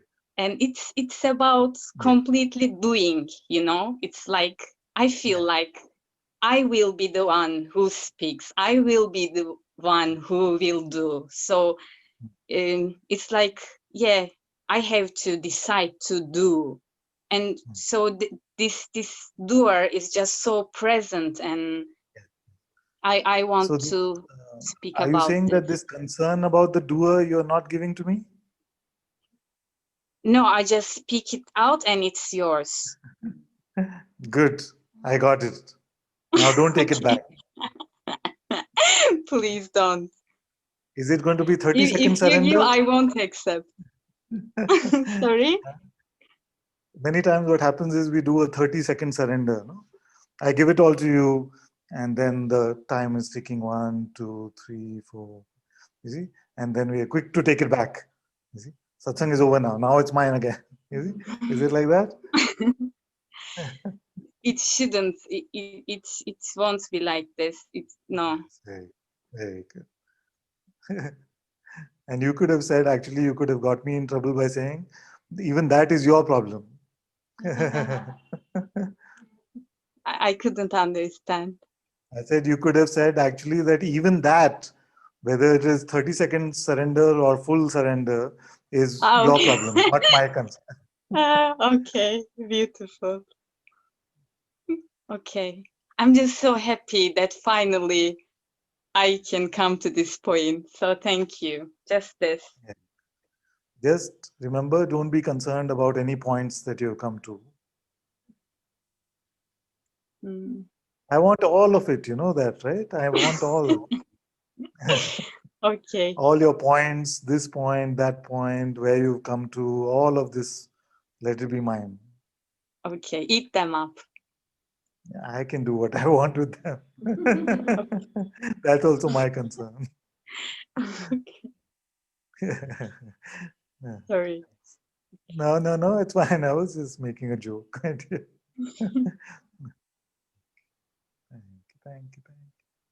Good. Okay, last hand for the day. Lawrence wants to come back. So we begin and end with Lawrence today. Thank you. If it's not too much to ask again. Many, I can't see you actually. I'm here. Hello. Yes. No. Yes.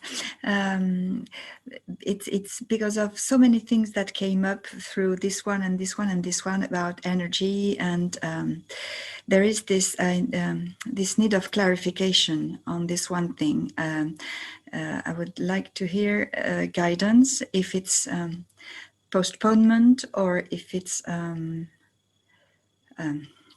let me try to explain, because this is Take your time. Yes, it's got to do with possible conflict, internal conflict between indirect way and direct way.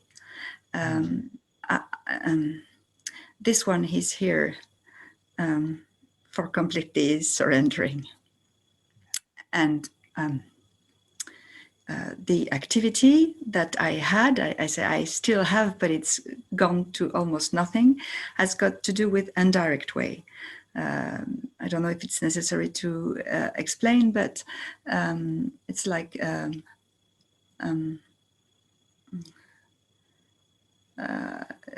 I call that soul tuner. It's harmonizing body, mind, and soul to the natural nature through different tools. And then there is energy. So this body is channel of energies, and there's, as this woman explained, sometimes it comes out with very strong burps and whatever. And lately there has been this calling to take another like class on channeling.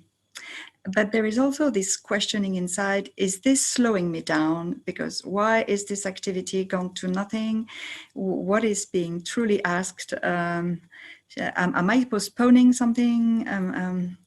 And I must say, I keep compromising with it, saying it is seen from the absolute place, so it's just a way of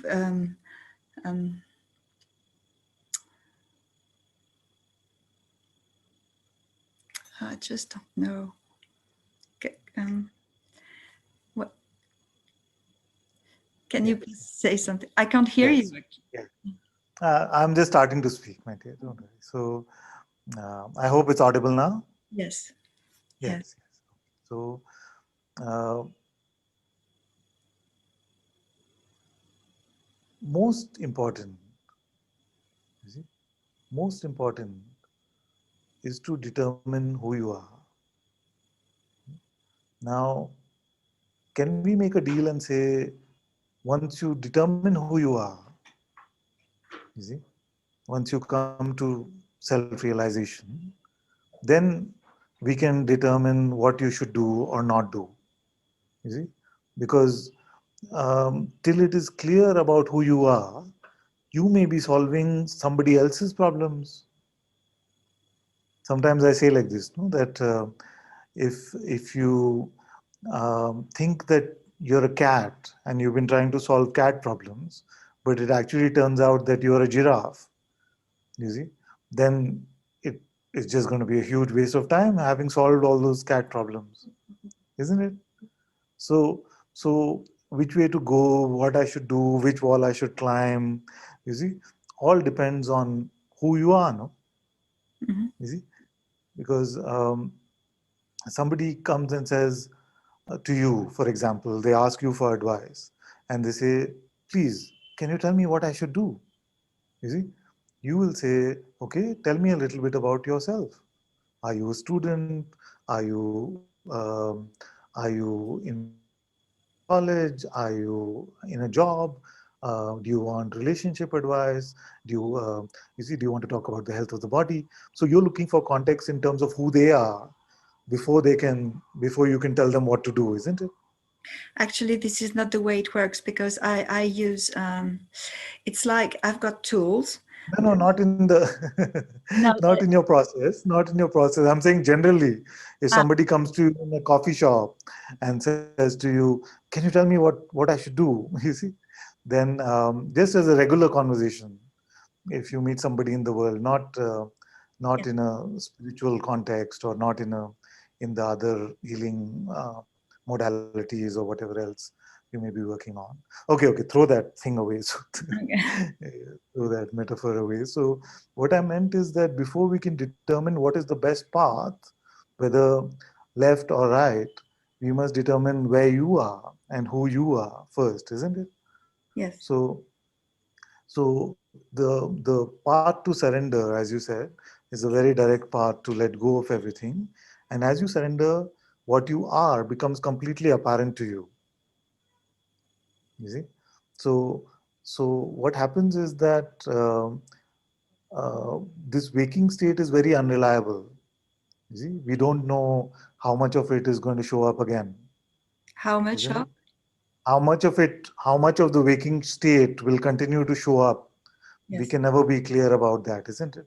So my advice to follow the direct path is because the waking state is so unreliable and we don't know how much of it is left to show up, you see, so use whatever of it is left first to come to true self knowledge, to come to self realization, you see, and then however the functioning of that individual body mind, that aspect of consciousness has to play out. That can play out based on the will of that which you have discovered yourself to be actually. You see? So the trouble with the indirect path is it's fine, it's fine. It's the play of consciousness. It can keep playing in whichever way. But That's if the thing. truly what I can keep it is clear to me. I think it is clear to me who I am. So it's yeah. also seen that this calling for channeling and following this course is part of the dynamic play. But the thing is that I'm not, I'm not sure why. So can we pause? Can we pause there just a moment? And you won't mind me being very direct about this. Yeah. But that which you are, does that have this confusion? No. Then whose problem are we solving? You see, because once you say that I feel it's clear to me what I am, and I'm not disputing that in any way, I'm just saying that then live from that highest clarity about yourself. You see? You see? So because there is nobody else, you see, there is a recognition about who you are. Be authentic to that recognition about who you are, and tell me what is there to solve.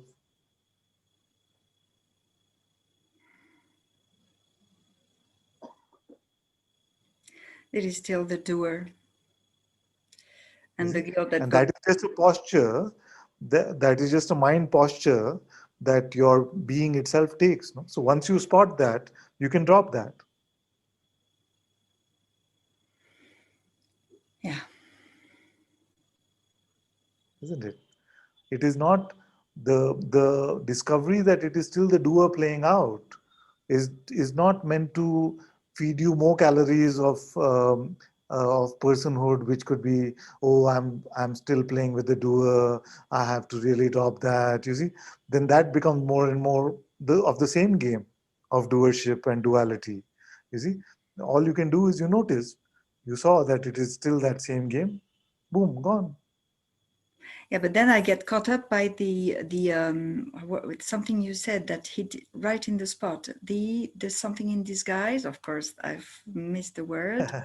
It's okay. The The theme, laziness in yeah. disguise. Then I get caught up by that laziness. I live it. I don't take any actions to attract more people, and I follow this course if in having the consciousness that it's just dynamic thing. But then and then it will try to, and it still manages to catch attention somehow. So, and that's okay. That's part of the play. Nobody is 100% over conditioning. Nobody. Even the highest masters are not 100% over the conditioning. You see, even in our tradition, we believe that the Lord Himself has come down to help humanity on occasion. You see, and even when the Lord takes form, He's got caught up in the conditioning. So don't have this 100% idea, you see, because that is just a setup for failure. Yeah. So it happened, you spotted it, you're free in this moment, that is more than enough. You see? Okay. And The may I, idea is not to beat yourself up about it. The idea is not to say this should stop for me permanently. Permanently is just another idea which is in time, you see. It does not apply to your reality. yes. I leave it all at your feet. Truly. Thank you. And the surrenderer. Thank you. Very good. Thank you. So much love. Thank you. So, thank you, my love. So, there are still many questions in the chat, but what I'm going to do is I'm going to read them while we play the bhajans. But I may not have the energy to answer all of them today. I hope you will forgive me for that. And if there's something really strong, we are back again, same time, same place next week. So you can answer. Even Monday, not even next Friday. Actually, we're back Monday.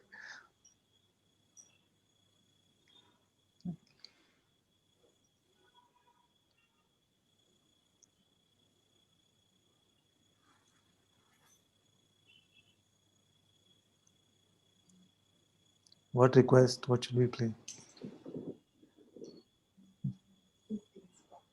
Huh?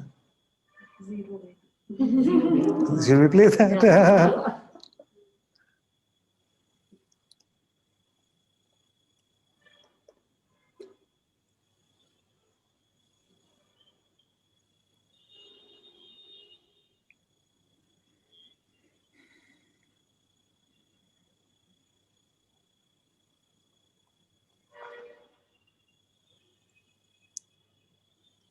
Okay, just Some of you are super traditional and things, and so this will come as a shock to me. To be honest, having known Shivali for a few years, to see this avatar of Shivali came as a bit of shock to me as well. So we are in the joint shock together, but it is great fun, and just take it in that spirit. Yes.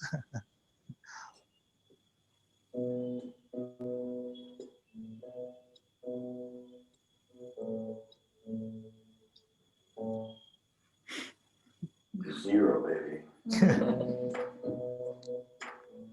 Only zero works. That's it. No compromise. Nothing. If I say zero, it's enough. Zero, baby, only zero works. No compromise. Zero, baby, only zero works. No compromise. Nothing. Oh, oh, oh, it's nothing. It's nothing. Oh, oh, oh, it's nothing.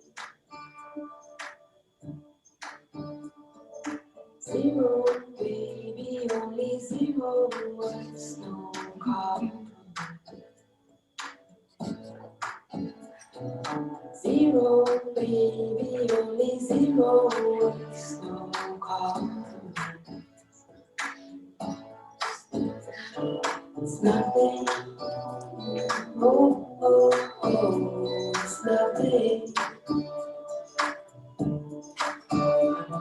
It's nothing. Oh, oh, oh, it's nothing. Whose time has come to be the sun, to be the sun. Oh, oh, whose time has come to be the sun. Only zero works. Oh, baby, only zero works.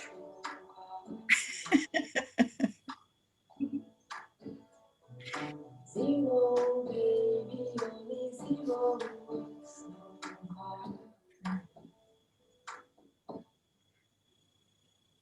Zero, baby, only zero works.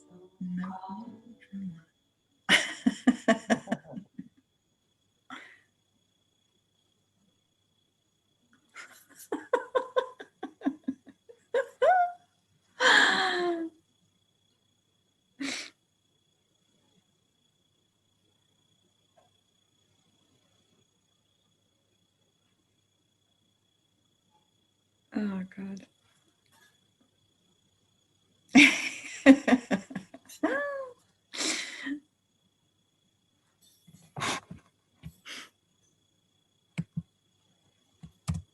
While I read the chat messages, I can play another.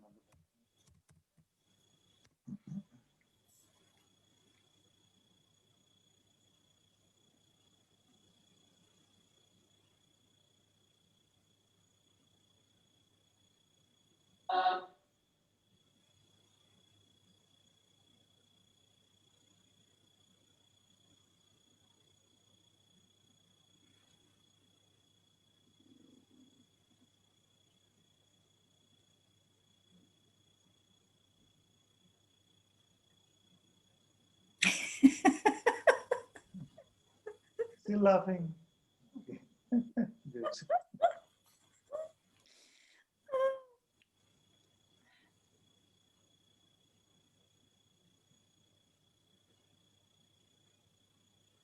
Ay, ay, ay.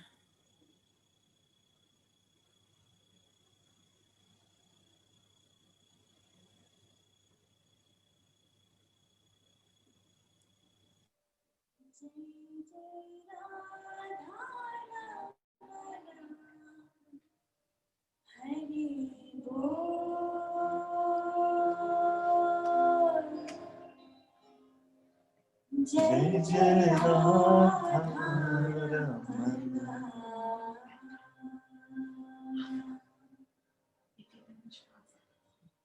Jai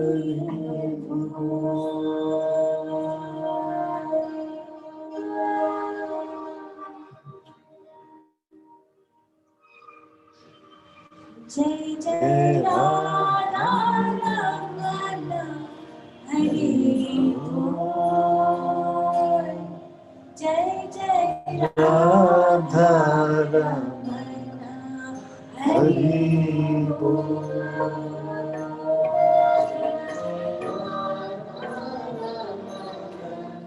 Hari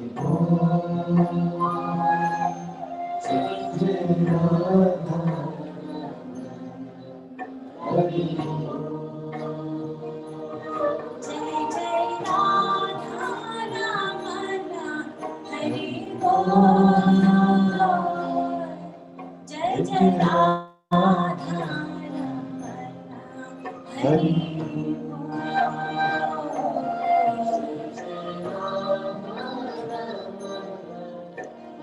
Bol,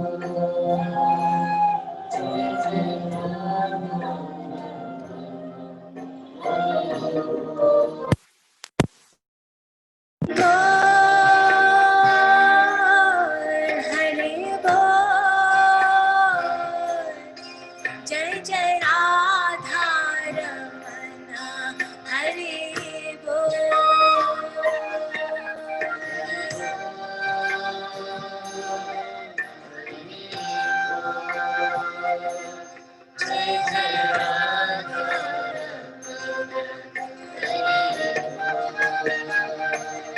Hari Bol, Hari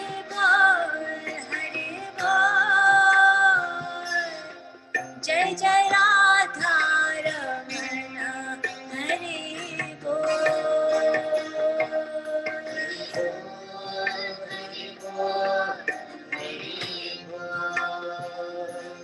Jai Jai Radha Ramana Hari Bol. Jai Jai Radha Ramana Hari Bol. Jai Jai Radha Ramana Hari Jai Jai Radha Ramana Hari Bol. Jai Jai Radha Ramana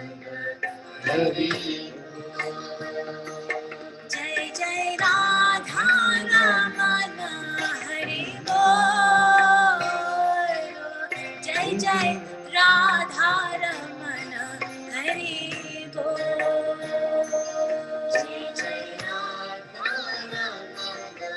Hari Bol. Jai Jai Radha Ramana Hari Bol.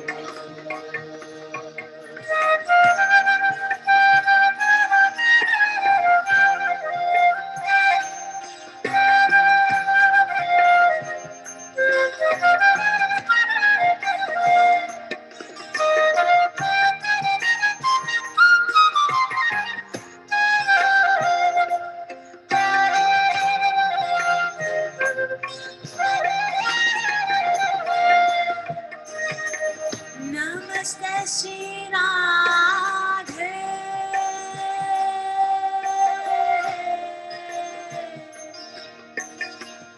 Namaste Shri Shyam.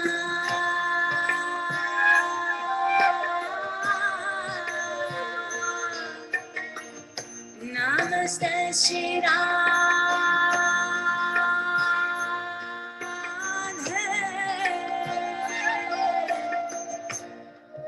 Namaste Shri Shyam.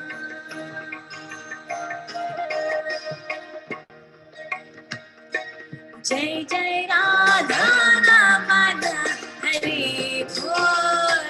Oh Jai Jai Radha Ramana Hari Bol. Jai Jai Radha Ramana Hari Bol.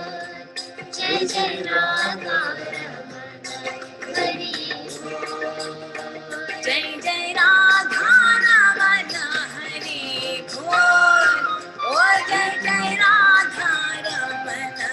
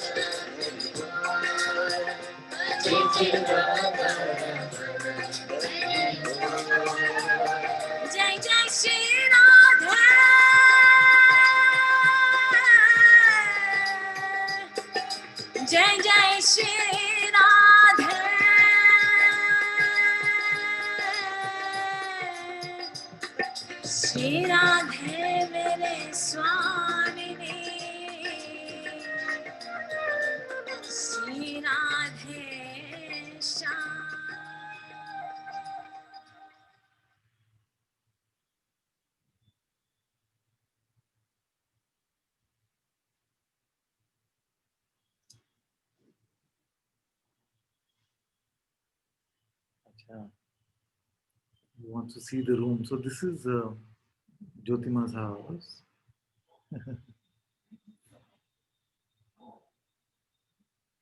Let's see.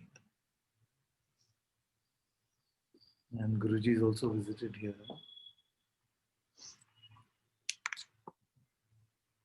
Houses in this building have become like a mini ashram. This is in COVID times.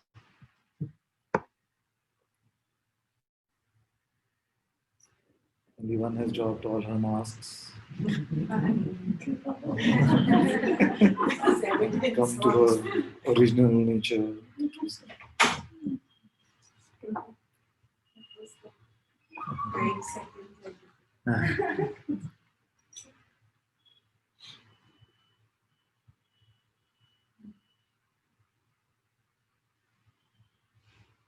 Thank you all so much for being in Satsang today. Sadguru Shri Muji Baba ki Jai.